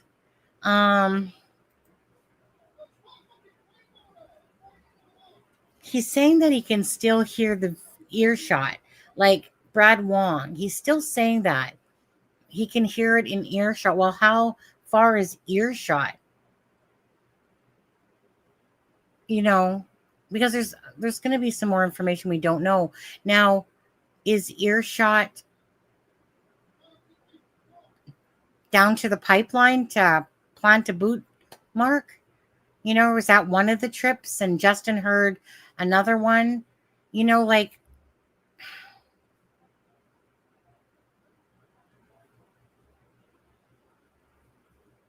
but then because all you're thinking about is, okay, so if it's in earshot, you know, you'd have to be pretty damn stupid to, you know, if you did something to the kids to bury them in that same vicinity, right? Unless it's meant to look like they wandered. I don't know. I don't know. It's such a mess. It's such a bunch of lies. And the thing is that if these documents were unredacted, you know, there would be a lot more to learn and to understand with this case. But sadly, obviously the RCMP, whatever, need to keep certain shit to themselves, and of course. And I'm sorry guys, again, I'm just gonna admit I'm totally out of it today. My brain hurts, it's all over the map, and I was just doing a lot of different things today. And yeah. And so I kept having to postpone the live. It's like, I'll say this, it's like the busier or when you have nothing going on and then you get messaged like a ton at the same time, right? And I'm messaging and I'm getting a bunch of messages coming in and I'm like, I just don't got time for all this. I don't got time, right?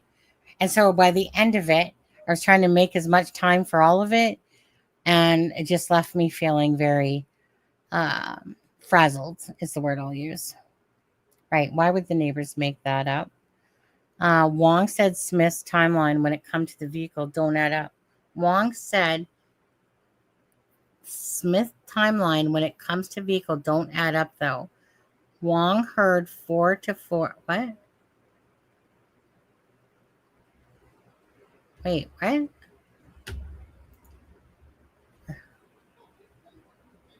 Okay, hold on. No, he later spoke with Brad Wong, who informed him the vehicles came and went 5 or 6 times. Wong said the car Smith heard was down. Is this what you're talking about? Oops, sorry. Right? So that's just it. They took a statement on the 17th, right? And then we hear, well, where was it? Where was the 3 or 4 times? Oh, that was in, oh, here, let me go back to that. I need to. Brad Wong. Brad Wong said he did not wish to provide a statement. Okay. He said he heard early hours of of May. He heard a loud vehicle coming and going in the area, 1407 in Gairloch Road. He said at the residence an elevated position. But okay, but where's the time that we're hearing about? Is it here? Okay. He said that the vehicle left 3 or 4 times after midnight into the, so that's Wong saying that. He said the vehicle would drive off into the distance. He could hear it stop and return, and that he could remain in earshot. Okay, so Wong said that. Now, underneath Justin's, he later spoke to Brad Wong, who informed him Daniel's vehicle went 5 or 6 times, right?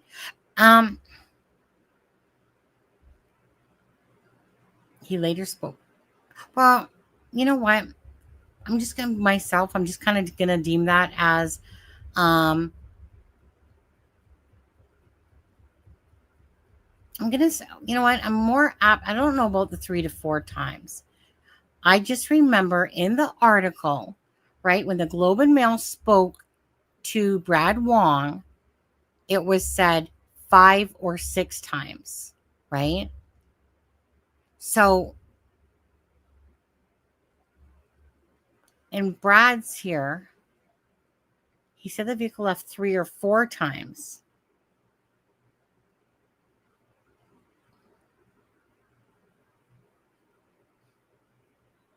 You know what? I'm not going to take that as like this big ooh thing.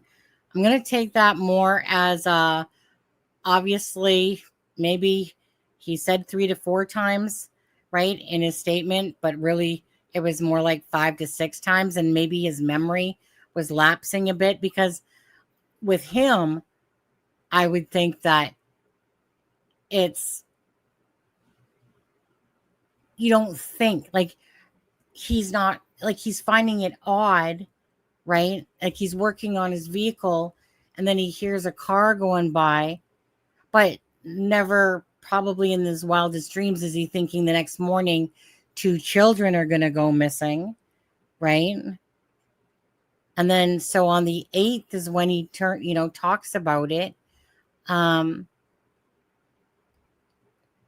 to him, it would have been more like a normal night, like a normal night, but with a car going by multiple times, which seemed odd, right? To have that much going on at nighttime. But again, not expecting that the next day that same home is going to have 2 children missing from it. So then it becomes odd now, whereas it was odd, but not odd, right? Odd enough to pay attention to it, but not with having the foresight of knowing that 2 children were going to go missing, you know? So it's not like there's not other inconsistent, like let's take a look at Edmund's time frame of 11:30 to 12:30 at the Dollarama. Yeah, in that same document, whatever. It was like 1:30, right? That's pretty different amount of times and inconsistent. So I think that's why I'm not taking that one too much thought on it. 3 to 4 times, 5 to 6 times. Obviously, either it was said wrong, whatever. I don't know.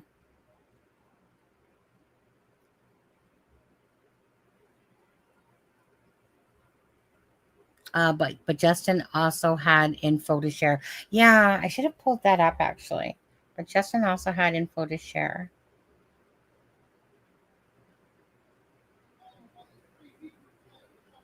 Yeah, I've watched Practical Linguistics.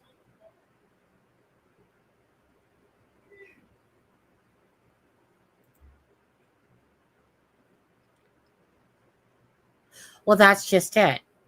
And that's where kind of common sense takes you. Is why would two neighbors do you know what I mean? It wouldn't be a normal thing, right? Why would two neighbors get together to go, you know what? Let's just piss on Daniel night and try to get Daniel blamed. Especially when you're giving a statement, one does, and then you're held to that, right? Or else it's like perjury, you know, if you're sitting there caught lying. So it doesn't make sense, right? You have to me, you got to stick with the practical, what makes sense and what doesn't make sense, right? So, however, I think Brad Wong saw those lights that day, that he knew the sound of the vehicle and it was going into Daniel's yard. Again, he thought it was odd. That's why he ended up, kind of paying attention to it, because obviously if he's working on his car and then he hears a vehicle and, again, they live in that neighborhood. So they would know if it's typically quiet at night and when something's abnormal, it's going to catch them. Now, as for Justin, well, he heard a vehicle like the one time, right? Facebook, here's a vehicle around 1:30. Well, I mean, if I was lying in bed and I lived probably in the boonies like that and I heard a vehicle and I'm up, chances are I'm going to say I heard it because I did. Maybe didn't see it, but I still heard it because the noise in that type of environment would stand out like a sore thumb when you hear a car go by, right? So usually nighttime is crickets and, that's about it. Cricket and wind, perhaps. I don't know. Correct. I just don't know if one filled in the blanks for the other. How I'm seeing this myself is that this case is going on instantly within the vicinity of these neighbors, which is, close enough, right? That they're going to be wondering what the heck's going on with these two kids. And again, they probably know each other, or at least know each, or maybe from the search they know each, who knows. But I kind of just see this as two people talking about the case, and then Justin saying that he heard this vehicle and Brad Wong saying, yeah, that was Daniel's vehicle, type of idea. Whereas Justin might not have known that it was, say, Daniel's vehicle, right? To hear the noise of it. Whereas Brad would know probably more so the noise of Daniel's vehicle, just based on where they both live. I don't know. I'm just talking about it, where the truth lies in all this. But I think that, like, for me, I keep trying to look at, we haven't found anything in regards to Jack and Lily. There's no diapers in the woods. There's no sign of them in the woods. A stranger abduction is so astronomically low that it's just the bottom line goes back to this. Why is Daniel being deceptive to us? So when two missing children are happening, is it just because he just normally lies all the time? But because this is a missing persons case of two children, you got to be pretty fucked up to sit there and lie about stuff and be inconsistent and think that that's normal. So why are you lying? So am I going to look hard at Daniel, especially Daniel, because he's the one that's doing all the BSing, right? Of course I am. Might others know on that property what happened to Jack and Lily?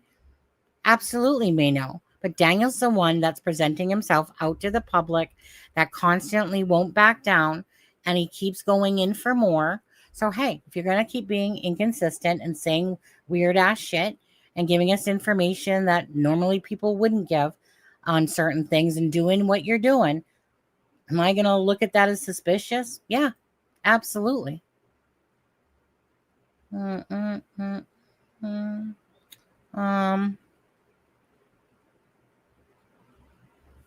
Sorry, you guys. It's hard to keep up with chat. I live in a remote area. You can distinctively hear through the silence. Yeah. Yeah, like stuff like that makes sense, right? Sonny, remember Daniel said on TV in the interview, his neighbor, Smith Justin, and him is not fond of him? I don't know that he said Justin's name, Carla. I said on TV interview. Like I don't specifically think, like I think he was talking about Brad Wong and not Justin Smith, to be honest with you. Because Brad Wong is the one that has like the robbery stuff, and they were saying about items going missing, and they were alluding to that. But there was another neighbor, so it's kind of like there was two things. There was a post that came out from an anonymous poster saying that they lived 500 feet from Daniel, that they didn't know that he had kids, type of idea. That every time that they drove by that home, it looked like a crack house, and that about vehicles, right? And now when I asked Daniel about that, right? And I don't believe this to be true now. When I asked Daniel if that, well, I think Kent asked him for me, because I wanted to know, is the poster of the Facebook the same person? And so, yeah, so I have a screenshot where he says, yes, that it's the same person about the vehicle driving 5 to 6 times. Don't, so he said yes to that, but I don't know that that's true, because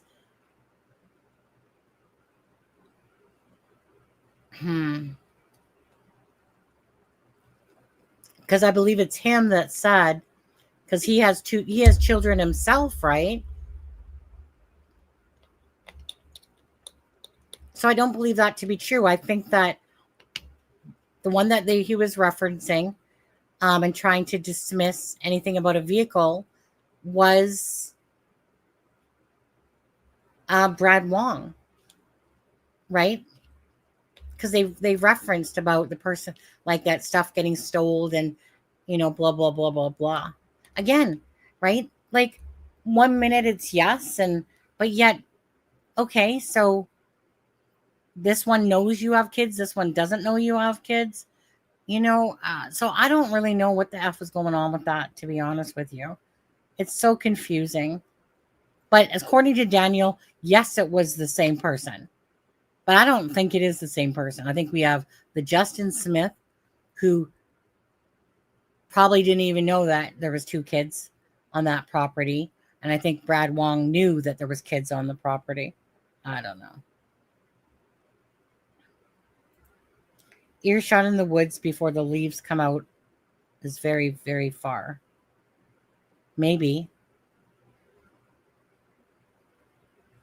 Who knows? Oh my God. I wish I was more like here in my brain. I'm just not.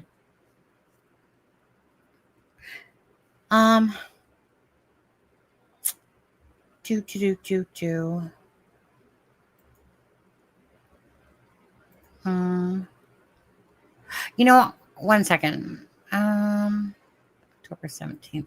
Okay.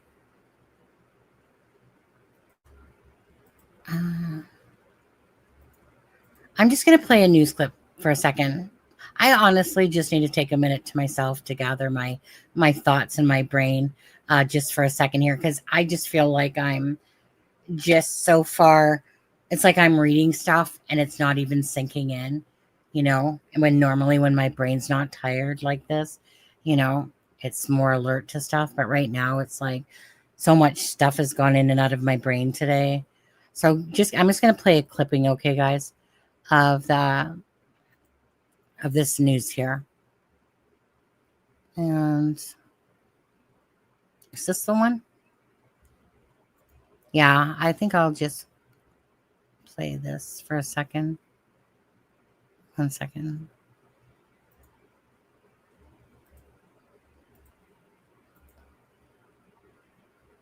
Documents obtained by CBC reveal new details in the disappearance of Jack and Lily Sullivan. Several redactions were lifted today on information previously withheld by the RCMP, including the fact 2 neighbors heard a vehicle coming and going in the middle of the night. Angela McIver reports. For the first time, we're hearing detailed accounts from neighbors who were awake in the quiet hours before 4-year-old Jack and 6-year-old Lily Sullivan disappeared from their home in Pictou County. The children were reported missing from their home at 10:01 on the morning of Friday, May 2nd. According to court documents, neighbor Brad Wong told police he heard a loud vehicle coming and going 3 or 4 times after midnight and into the early hours of the morning. Wong said his house is at an elevated position from the children's home on Gairloch Road in Lansdowne, and he could see vehicle lights over the treetops. He said the vehicle would drive off in the distance, and he could hear it stop and then return. He said it remained in earshot the entire time. Another neighbor, Justin Smith, told RCMP that at 1:30 a.m., he heard a car turn around by the railroad tracks near the area of Gairloch Road and Lansdowne Station Road. He said it made a noise, then the vehicle was quiet for about 2 minutes, then drove off towards Lairg Road. Smith told police he later spoke with Wong, who informed him the vehicle was the children's stepfather, Daniel Martell. The court records also detail Martell's account of the evening. He told police he went to bed fairly early and didn't wake up until light the next morning. The document said the children's mother, Malaya Brooks Murray, told police she went to bed around 9 p.m. She said Martell stayed up and she doesn't know what he did. Brooks Murray has not responded to our request for comment. In several interviews, though, Martell has told CBC he had nothing to do with the children's disappearance. And in a phone interview Friday, Martell said no one from the family left the property that night and they did not have any visitors. I didn't do anything. I know Malaya didn't do anything. I know my mother didn't do anything. Those are 3 people on the property. I mean, after the polygraph exams, they should have known right there. We didn't kill any of the kids, or we didn't kill the kids. RCMP says the case is still being investigated under the Missing Persons Act and is not a criminal case. Angela McIver, CBC News, Halifax. Let's see here. I'm just going to come back here.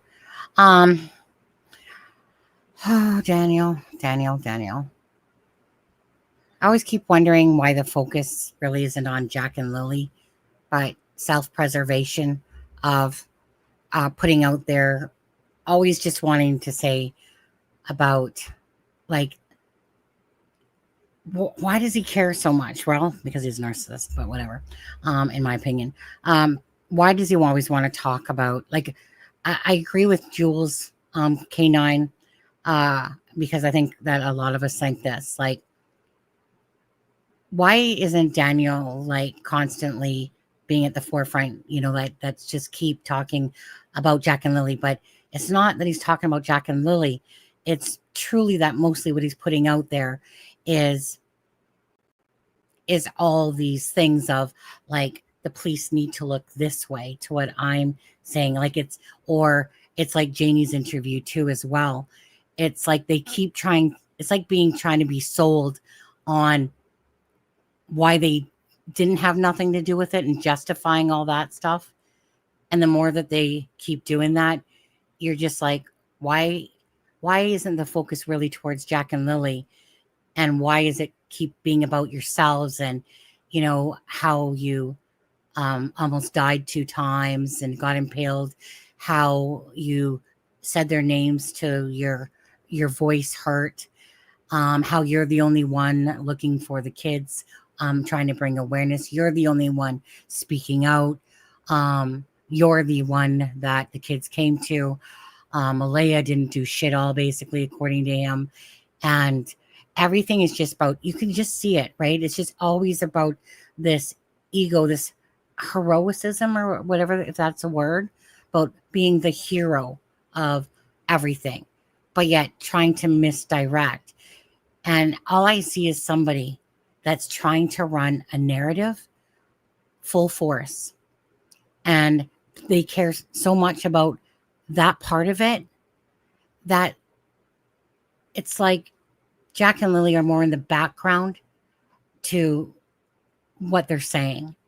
And the inconsistencies, you know, I mean, it's clear as day that Daniel just keeps trying to lay it on Malaya's family, and that she had part of it, and that her family had part of it. The planting of the blanket, and all that stuff. So when someone, to me, is what I feel, fabricating shit so much, what are you hiding? What are you not saying?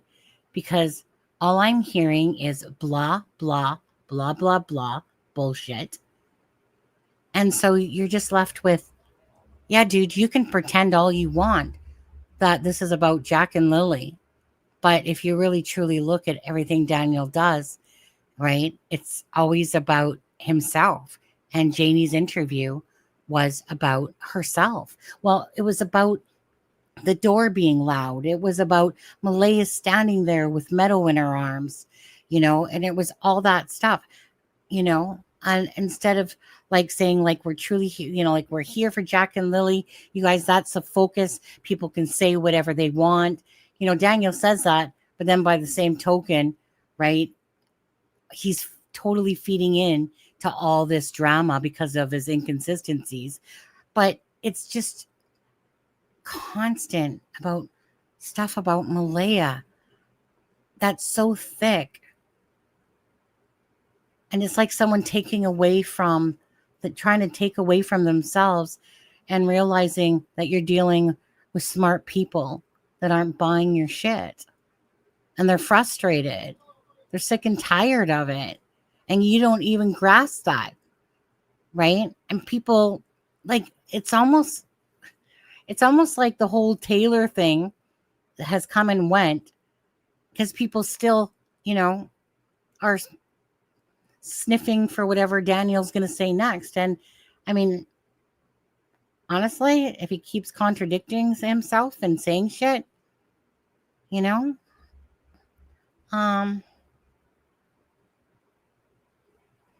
on his hip on the side, that is so weird for them to say.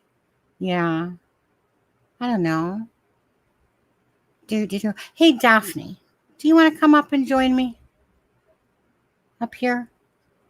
I know that you were on K9 Jules yesterday and whatever, as well. And I think that she has so much experience with talking about dogs.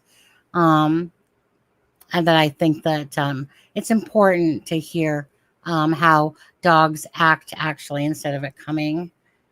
And it very well could be, right? Again, the timeline doesn't make sense when you look at it, right? Malaya does place Daniel sleeping from 6:18 to 9:40.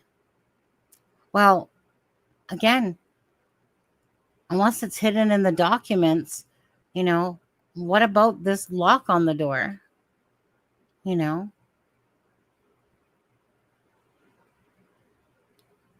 Well, again, I just deem them as a narcissist. Narcissists love attention. They got no self-awareness. They're manipulative. They're controlling. They try to make you believe shit. Like, I've dealt with what I would call in my life, right, a beyond belief narcissist. And honestly, they are fucking manipulative. Like, yeah, no problem. No problem, Daphne, at all. Just saw you in there. Thought I'd ask. No big deal at all. Yeah. But, like I said, I've experienced this for a couple of years, right? And someone like Daniel doesn't faze me. But knowing that I've personally experienced this, I know how much they are deception, the games that they play, the manipulation, the way that they project everything back on you. And Daniel projects everybody else. Like, if we're talking about the vehicles, well, that person, does robbery there. So, and they're always, he's trying to take the heat off of himself, right? So Daniel always has something to say.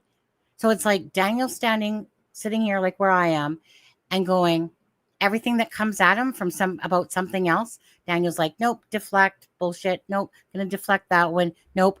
And he takes everything away from himself. Like, and he did the same thing when he was, talking to me about Taylor in the messenger, and instantly it was always about her and this and that, right? I mean, he did say, like, obviously that I'm sure that he knows he has issues going on and shit, but the gist of it was, don't believe what she's saying, blah, blah, blah, blah, blah. No, I'm looking at everything that's going on here.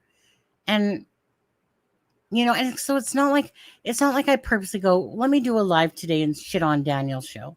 Okay. It's not. What I seek is the truth. And if it's being told that Daniel was up doing drugs now by 3 people, different people, right? Coming from the same person, which would be Malaya, okay? Then there's truth to that.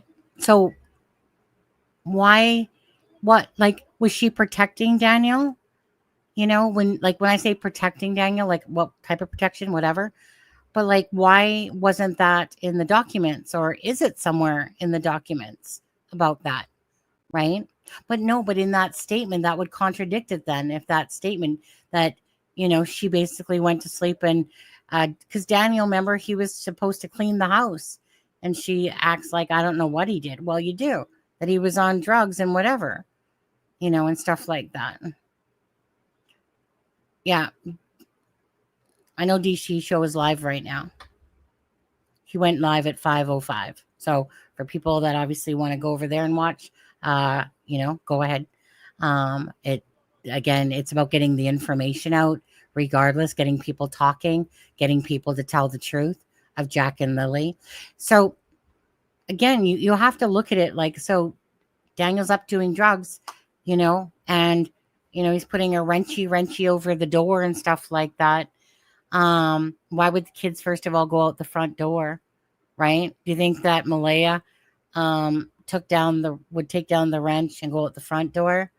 Even though that you would think that would be something that she would do, is go out the front door. But no, let's get you dressed up. And again, we hear that in the recording that Janie never mentioned anything about hearing the kids, right? And just like her story altered about hushing the kids, Darren's the one that came out and said that. Belinda had a conversation with Janie, and Janie said that to Belinda about the hushing of the kids. And then she took it back, and then now she's like, and I never said that, and blah, blah, blah, blah, blah, blah, blah, blah, blah. Right? So, again, why is stuff like that being retracted or said and then being retracted? Why is Daniel saying that he drove the ATV 20 acres or whatever it is around? I mean, that one, he could be just trying to take credit over JD and Justin that actually were on the ATV, or they're full of shit, or he's full of shit. But who knows? I mean, I could let that one slide, but when that information came out about Janie not saying anything and being recorded, it was like Justin and Janie were on the ATV, and that was after 1:00, sometime after 1:00.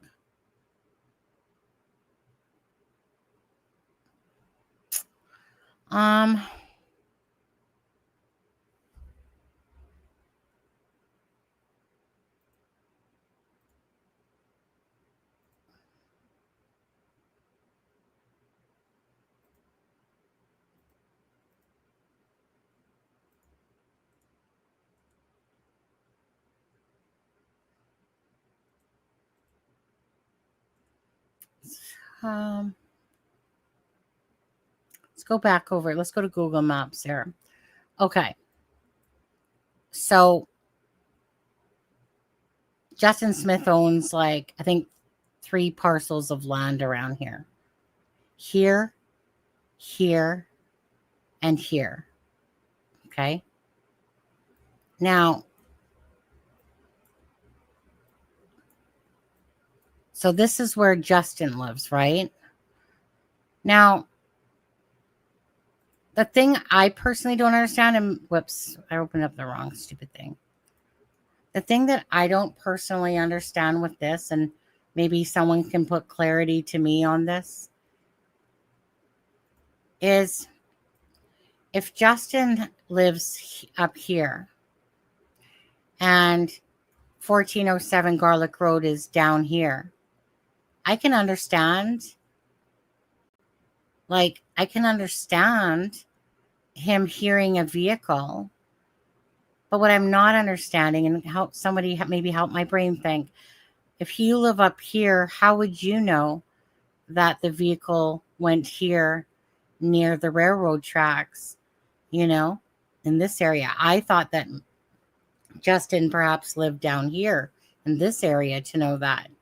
But how do you know that a vehicle has gone to the railroad tracks and then, you know, come back up and go to McLeod and Gairloch up here, or like toward, like, meaning, no, sorry, that the vehicle came back up here? I can understand that I just don't, can somebody perhaps enlighten me on that, what their thoughts are?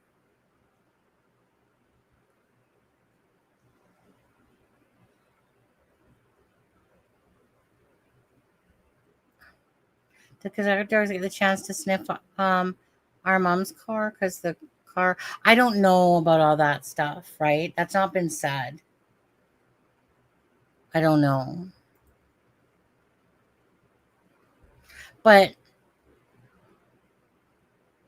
I want your, oh, I thought just like that. That's what I thought too, right? I thought he lived around there too. So I'm confused because, like Kent says, right, with the parcel of land number, you can see things, right? And a person was kind enough to send me, you know, the images of the land parcel that are owned by Justin. But even in the news there, they said that they lived up, you know, near Laird Road and Gairloch, like up here. And they even showed it on that news piece that I just played. So so this becomes about, does it make sense?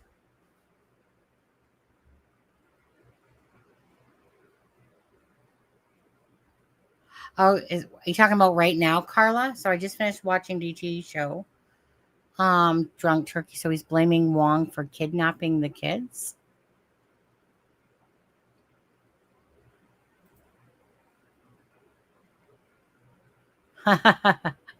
Angel.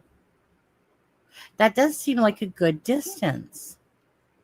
Like, I mean, I'm just being fair because it's like, I really want your guys' thoughts how that could be possible.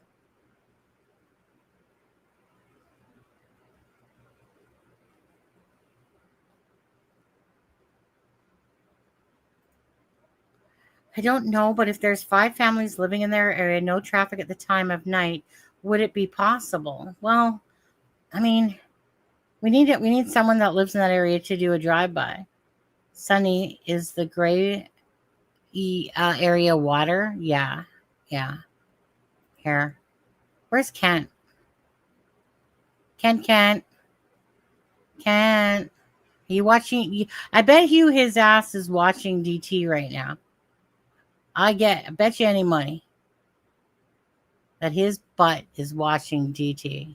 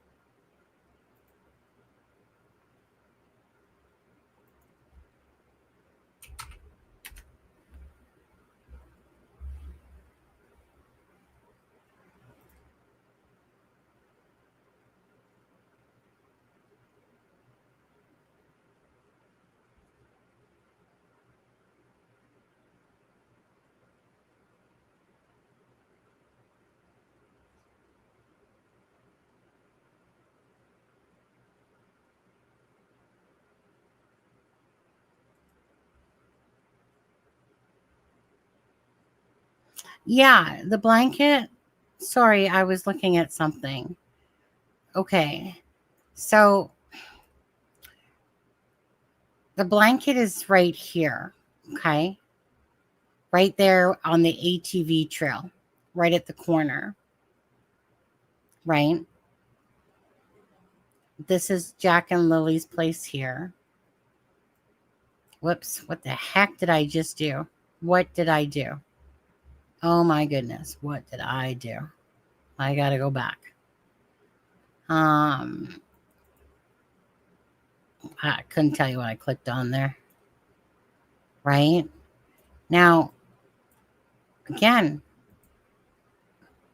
if Justin lives up here, which is the 3 parcels of land, and Brad Wong is down here, okay, the second house over. So I could understand something going on here, but I can't understand how someone would know that. Like, I don't know. I guess you would have to, is this a higher elevation that they looked out the window and saw a vehicle go down here? Like, is this a higher elevation here? Is that maybe what's going on?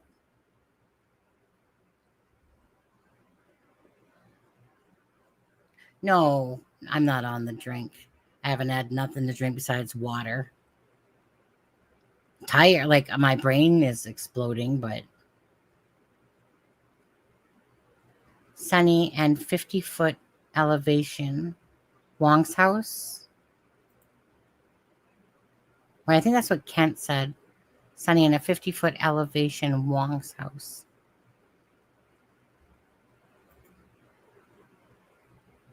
So, like, meaning it's just that it could be true.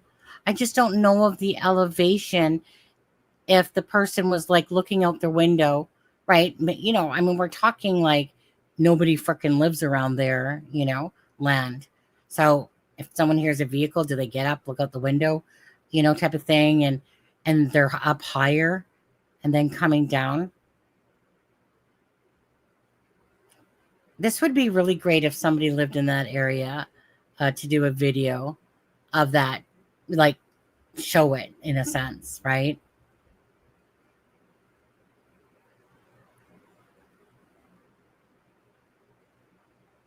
On Google Earth, it shows the elevation on Michelle after dark, and it looked like to me he could see.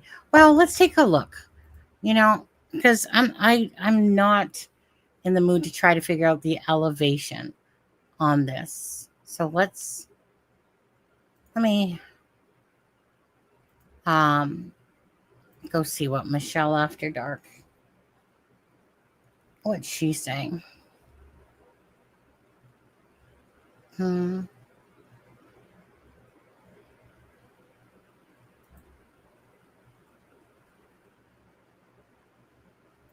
One second.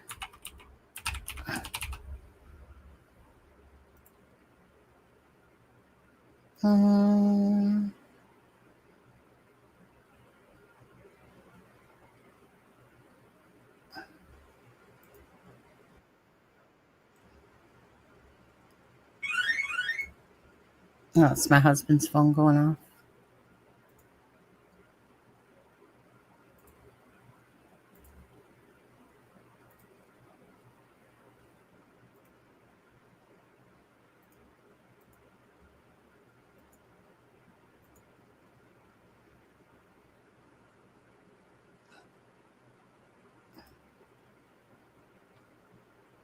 Here we go. Here we go. This is from 2004. It's an easier capture from the sky of the properties. So you can see there's not many. There's property there. It's Michelle after dark. There. This is Lily and Jack's house. You will know, if you followed me through different cases, that Google Earth allows you to look at the elevation, tiny writing. You have to really squint. But elevation change. So this is the elevation above sea level. We're not interested in how many meters above sea level this is. What we're interested in is the elevation change. So if Brad Wong is saying that his property is elevated, what we need to do is look at elevation change. So if we hover here over the property where Daniel lives, at the road, you can just see there 135 metres above sea level, and a metre is 39 inches or just over a yard. Brad Wong lives in an elevated property. That one is 140 metres above sea level, so that would be 141 there. So that's about 5 to 6 metres above sea level. So this property, that's about the same level. This one, 146 metres. This one, 151 metres. Okay, so we've got between 5 here and about 15 metres. So if we work that out, 5 metres in feet. I can't cut with meters. So 5 meters is 16 feet. So how high are these trees? Are they as high as 16 feet? Well, we've got another property that's 15 meters above Daniel's, and that's 49 feet. So if the property that Brad Wong lives on is one of these, where it's considerably higher, then yeah, he's going to be able to see over the treetops most likely. Then, on May 17th, a constable took a statement from Justin Smith, who also lives in the area. Smith said he was aware. I mean, that's wrong, right? So that's wrong. The banners are covering. Was it? Well, the information was wrong for that anyway, but and it's just because I know that I heard her say that she didn't know. But anyway, so let's bring that back up again. Like, we'll see if she shows the elevation in a minute for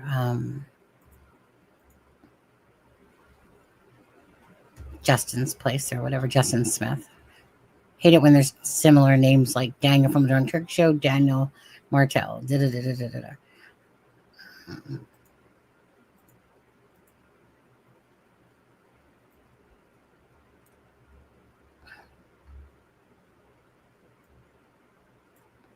Okay. Right. So this is what we're talking about. We're not talking about over here. We're talking about here to up there. That's the elevation. Geez, I don't know how that works. I've never had to play with the elevation. Google terrain, elevation. Yeah, I'm not even going to try to figure that out right now. Somebody else can.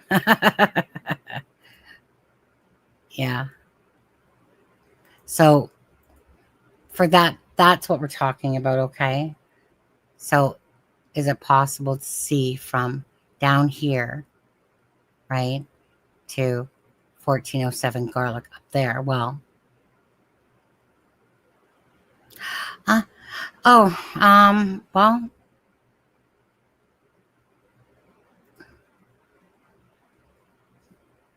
okay, I see the coordinates. Oh, elevation, 140. If I go up, okay, so 140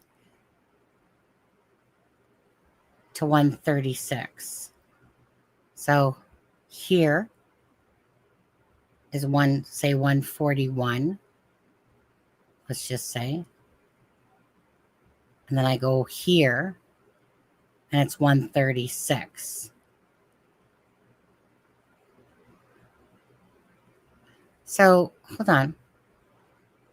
So because I don't do well with numbers, if this is 140 here, basically let's just say 140, and this up here is 136, and that's in meters. Tell me what does that mean? Tell me somebody in numbers. Talk to me. Tell me somebody that's good with numbers right now. Talk to me. Talk to me. What does that mean? Is there a smart math person in the room? So down below is 140 basically, and up top is 136 meters.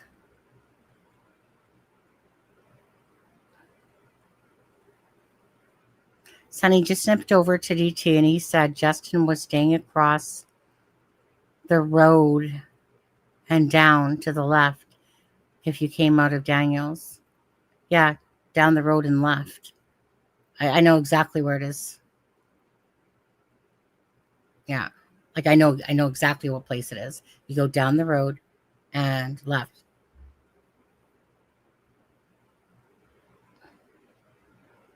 Well, I know it means, I know 136 to 140 is 4, but obviously people like talking in feet. So don't ask me, because how Google can look and how reality can look are two different things, right? So yeah, it's showing the elevation, but what does that truly mean to me for my line of perception and real? Is it possible that it's also up on a small hill? Well, I mean, if you look at the road that's right here, Again, I'm not a math person. That's something I'd have to sit and go figure it out. I mean, if you look at this, you can see that this goes down, right? You can see that this goes down. And I know Kent's like how the hell can you see from down here to up there, where the trees are for a vehicle? Well, can't tell you. I'd have to literally stand there and look myself. But obviously this goes down. But, it's dark out. I'm sure that you can make out some lights hitting off the trees, like typically a vehicle, that you can see some lights hitting off the trees, and, that the vehicle basically goes here, right? So I don't know. Like, I don't want to speak out of turn for what he can see and how he can see it or not. I'd want that somebody literally could, show me, from an actual true point of view by going down there, boots on the ground stuff. I wonder if DT is calling these neighbors out and not being truthful right now. Am I allowed to? You can say whatever you want on that. I don't think this map is right, Sonny. I thought Justin was across. No. I don't know where. Oh, Justin. No. His, 1 second. Hold on. They literally showed it on the news as well. Here, let me go back to that for you guys. Okay. Let me just see where I can find it. Okay. Here, let me just play that again. 1 sec. Stop screen. We'll go back to that. Share screen. We'll go back to CBC Nova Scotia, and I'll stop it where it's at that point, okay? Here, let me take my banner off for you guys as well. 1 second.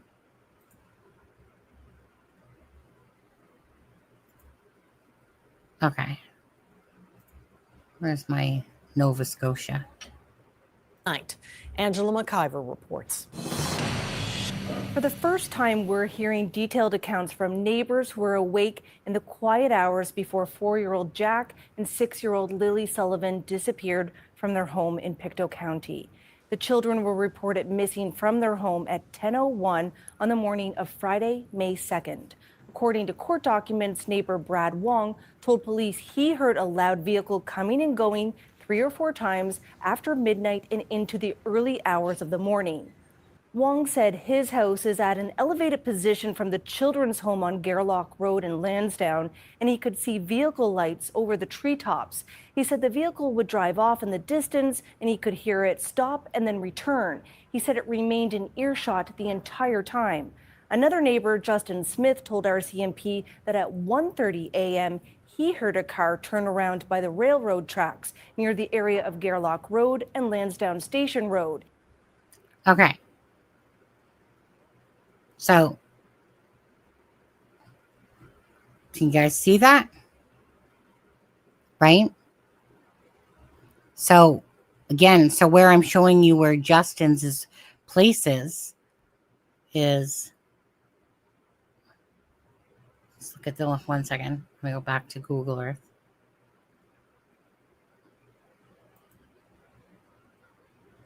I'm hitting the wrong thing. Share screen. Oh my God, share screen. Share.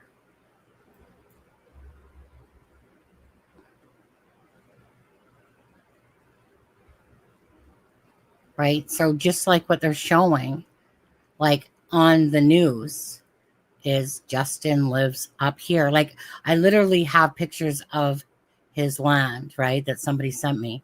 And it literally says Justin Smith and this parcel number, here, here, and here, right? So no, this is where Justin Smith lives up here and Brad Wong lives right down here, right? I just don't understand, because I'm not there, how someone would know unless they have still a visual of a vehicle, right? Like, because it just seems like that's kind of absurd to know that you can see a vehicle here and turn around and come back, right? So it just seems like maybe just everything's deceiving us from, you know, the length and what you can actually see visually at nighttime, especially because it would be about lights, right? Like you would hear a vehicle, but it would be about lights. It just visually, it looks hard to understand that. Okay, wait, I gotta close whatever this is off. Come back. Just gotta go back in here. So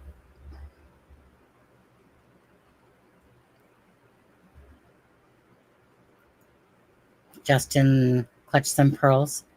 Yeah. Well, you know, I like this live for me. I'll be amazed if I actually don't even delete it. I won't. But honestly, I am just, my brain is so fried from today. Everything that's different. Yeah, it looks like it's on a hill. Yeah, we saw that. Justin Smith said he also saw lights, remember? Let's take a look what Justin saw. Let me look in those documents. That's Brad's. Let me go down to Justin's. See, I think that when Brad Wong said 5 or 6 times, like maybe it was just a misspeak, right, to Justin, or Justin repeated it wrong, you know, perhaps. But the thing is that we already heard 5 to 6 times in the Globe and Mail, but this wasn't unredacted at that point, right? So who knows where it went array there. He heard a car. No? Okay. He said on Thursday night, he was headed up around whatever on Facebook at 1 o'clock. Around 1:30 a.m., he heard a car on Highway 29. Doesn't say anything about lights. You know, by the railroad tracks. Right. There's nothing about lights. It's just he's hearing, heard a car, and the noise, it made noise, then went quiet.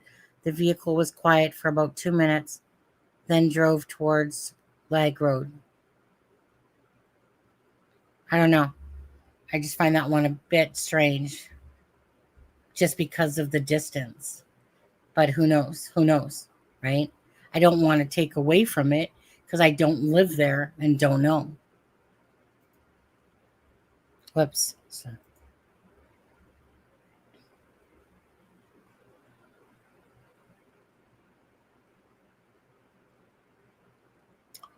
No, Wong lives exactly where I'm showing you he lives. He doesn't live on a hill. Okay, Wong lives beneath. It doesn't make sense, Carla. Well, I mean, it doesn't make sense to watch a road go down, right? It doesn't make sense. Well, let's just hold on. Let's just go. Let's just take little Gumbo here. Will he take us anywhere? What the heck's up with that? What the heck?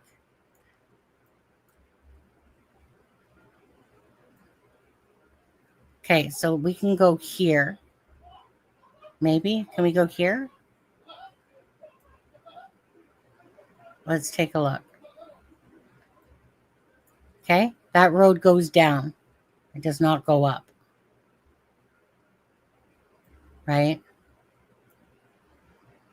Now, let me go back out of this for a second.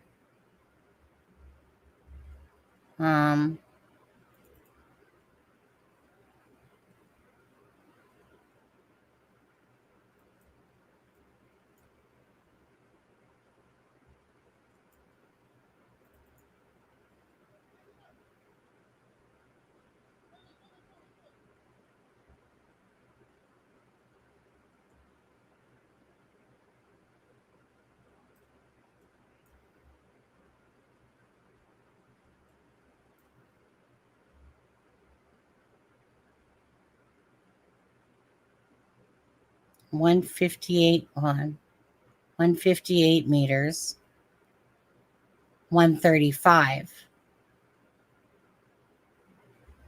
But still, I mean, there's this big ass curve right here. How are you gonna, like, I guess it depends if you can have a view above that, but I don't know about, like, all I know is right here it's 159. Let's just call it 160. And then this is, down here is like 135, right? So that's like 25 more meters difference in elevation. I don't know.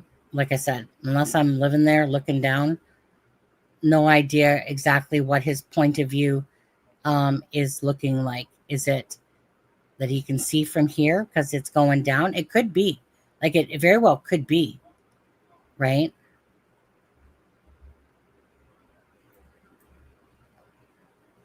The only thing is I can't really show it any different than that. Huh. Okay, let me come back to you guys. But then there is a field of view obstruction, or if the trees had leaves on them. Well, that's just it. Right? Ask Kent about the elevation thing, Sonny. Michelle After Dark had it done too. Oh, yeah, let's go back to Michelle After Dark for a second. I want to go see what she's showing. Well, she's just going to show about the elevation, so there's no difference. Right? Yeah, there's several addresses. Home. For Justin Smith's home. Mother's girlfriend. Then on night, one across from the road, but to the left a bit of Daniel's. Well, I mean, I don't care about the girlfriend's home or the mother's home about that. About 18 minutes. But hey, you know what? Let's go take a boo. Yeah, let's go do that. 1 second. We're gonna creep on his live. That's what we're gonna do. Drunk turkey show. Don't. He is live.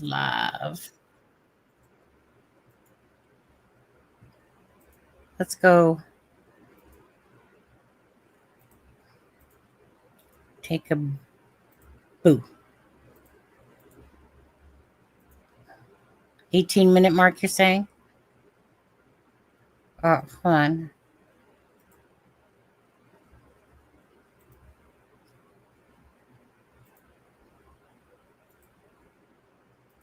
Feel naked. Thank you. Okay, let's take a look here. So you say 18-minute mark. Oh, well, shoot. Where's the 18-minute mark?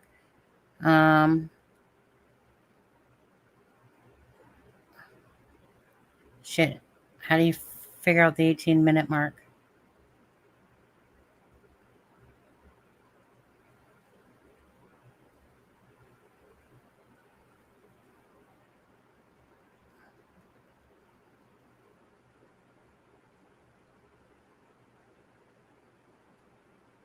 Let's see if this is where he starts talking about it.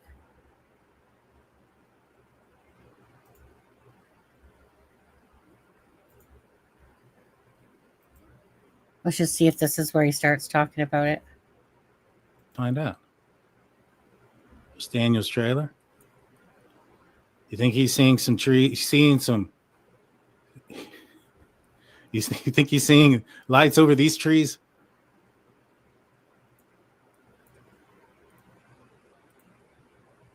Huh? Now the other thing too. So my other question was, maybe these guys are just trying to get the reward, right?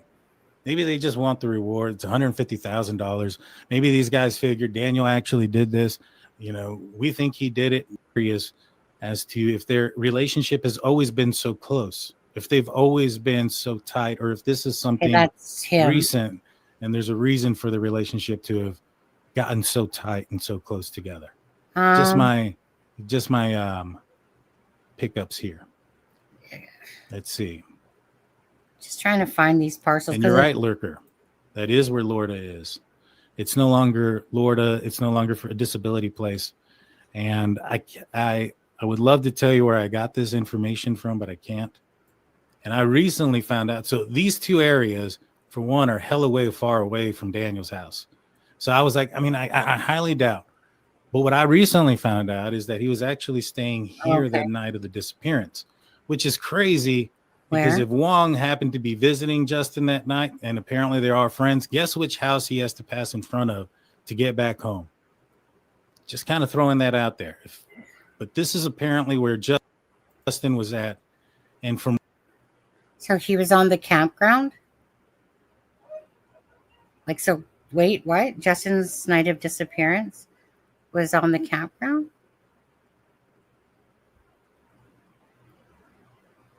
Doesn't make sense. Way over here, he was able to determine that a vehicle drove around here all the way to the railroad tracks and then did something over here quietly. So you can see where Wong's house is, which is correct, right? Blanket, but well, that's a bit of a I was trying to move it like it was my life. Stretch to me, guys. I'm not gonna lie. That's a bit of a stretch that they could hear from this far away. I don't think it's a stretch of both hearing. You have two guys who and let me hold on a second here. Like, you guys, that's like a campground across the road. What the heck? With two children missing, would you refuse their trailer to be searched? What? Well, we don't know that that's true or not, actually. To be honest, AI Henry.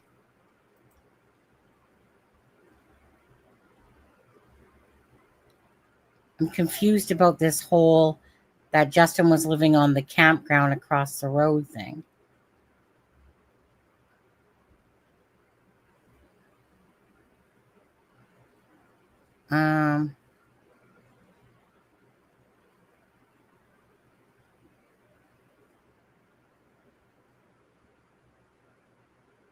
Wait, what? I don't even know. Obviously, she has never lived in the boonies. Sherry, that's not that. I don't think that that's far at all.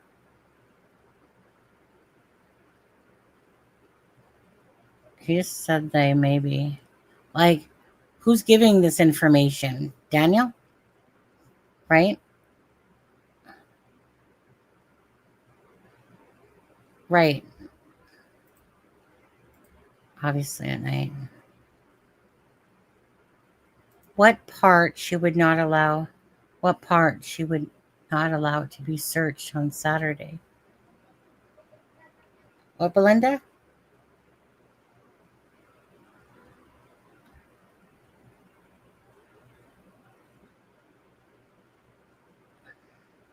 No, it is a campground.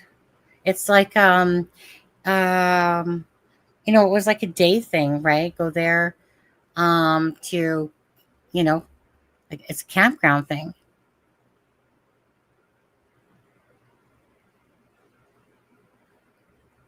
Right. You talking about that campground thing? I can't understand how we got Justin living on a campground thing. Let me just go back to see what he said. So Justin used to live here, New Larg, and this is part of a parcel.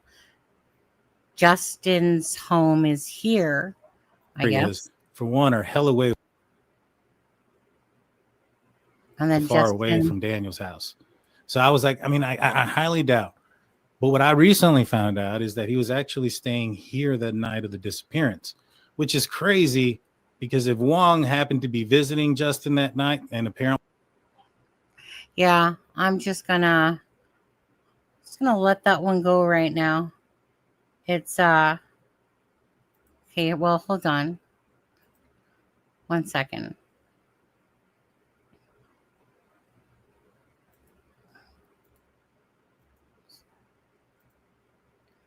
I'm sorry, you guys. I want to apologize again.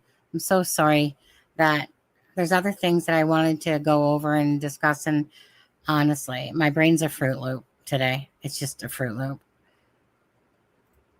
I can't. It's, when you got so much in your brain that it's so foggy from everything that's gone on today and stuff like that, like meaning all the different discussions and different things and blah, blah, blah, blah, blah. But, that's how I feel. I'm just totally just not here brain-wise at all capacity. I feel bad doing this live, like feeling like didn't start off thinking I was going to be that way, but it's like a brain fog. So share screen, Windows. Yeah, I don't like to be this much out of touch with myself and my brain. Okay, so right here. Where's Daniel's home? My bad. I'm not even at the right spot. For Pete's sakes. Jack and Lily.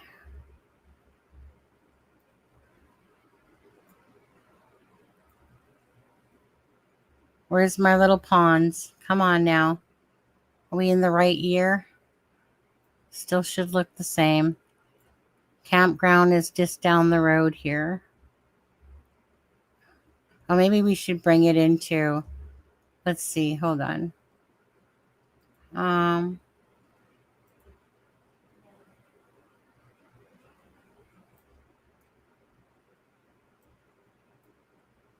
Can't go. Why? My God. The campground is like right across. Where's all the little places? Where's the damn water?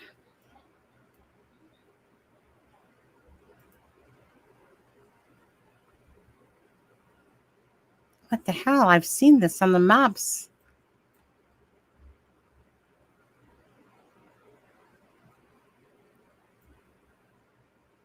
That's Wong's house. Don't want there. Why do I keep getting moved? Helipad. Oh, I know what's going on. My God, I'm stupid. Is that I was going south to... Right. Sorry, my bad, guys. I had my thing totally south, and so I was the wrong way. But, you guys can see. Like, this is, like, something that had, like a community type thing. You just, it's not like, I don't even know what to call it really, but it's like some sort of day visit thing, right? And there's a couple of, I think that there's a couple of like cabins is what they would be, and then there's like a main office. So I don't understand how, it doesn't mean it's wrong. I just don't understand this at all, because this is again like below. So that doesn't make sense to me. Belinda, does that make sense to you at all? Anybody? Does that make sense at all?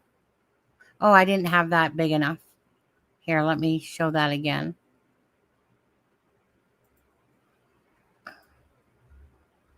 See? Right? Okay. Does that make sense to you that Justin was staying on this campy ground thing?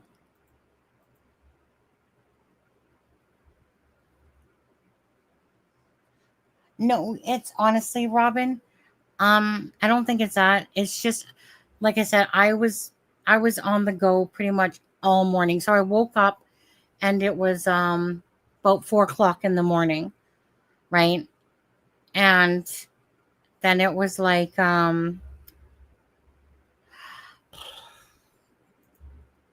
yeah, no. So I woke up at like 4 o'clock in the morning and with the intention of going back to sleep. But of course, Nova Scotia time is awake at that time and stuff like that. So I was just looking at stuff on my iPad, but I never went back to sleep from that point. And then it was just constant messaging, phone calls, whatever, helping my husband and stuff like that. And so I never ended up getting to go back to sleep because that's why I kept postponing it, because there was just so much going on that by the time I was able to do this live, all of a sudden it was like brain overload, and it just, everything just went kaput in a sense. And so I was just feeling really flustered because I just didn't feel organized whatsoever. And my brain is hurting and tired. And so I just feel bad because like I was starting off okay. And then once I got to the documents and stuff, I was looking at comments and I wasn't absorbing them. And I was like, yeah. And we're at the 2 hour. You know what? Sunny's gonna get off. That's what I'm gonna do. I'm gonna get off. I'm gonna get a proper night's sleep tonight. I'm gonna go have something to eat. And I'm gonna put all that mush in my head together. And like the campground is closed and it's private property. Right. Right, Belinda.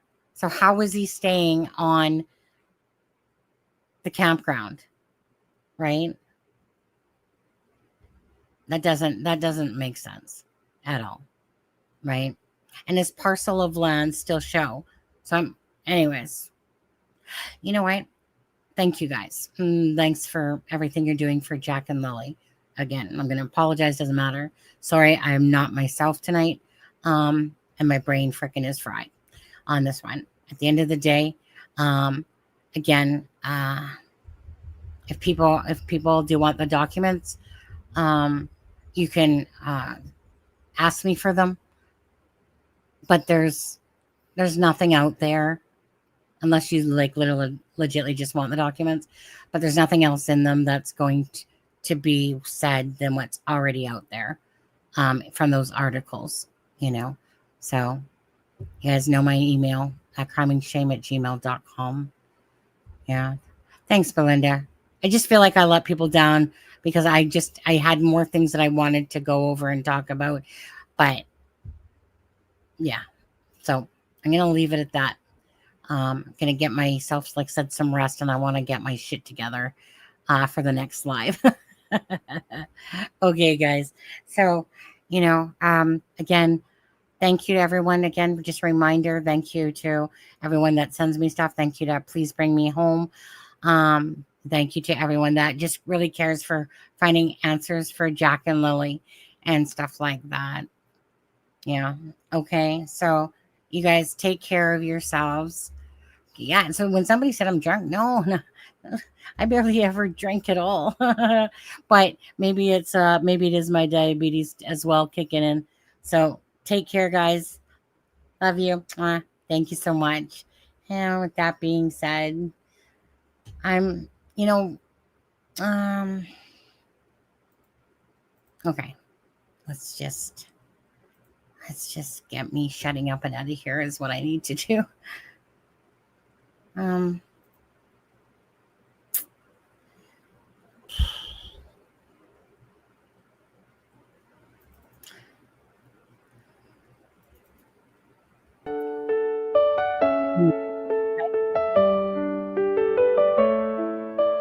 In the woods where shadows lay, Jack and Lily went to play. On a rainy May afternoon. Thank you. Now we whisper hope soft too. Echoes of laughter fill the air, but where are they? We stand in prayer. Oh, Jack and Lily, where have you gone? We'll hold on tight through this endless dawn. In our hearts forever you'll stay. With every prayer we send your way. Bye. Hundreds gather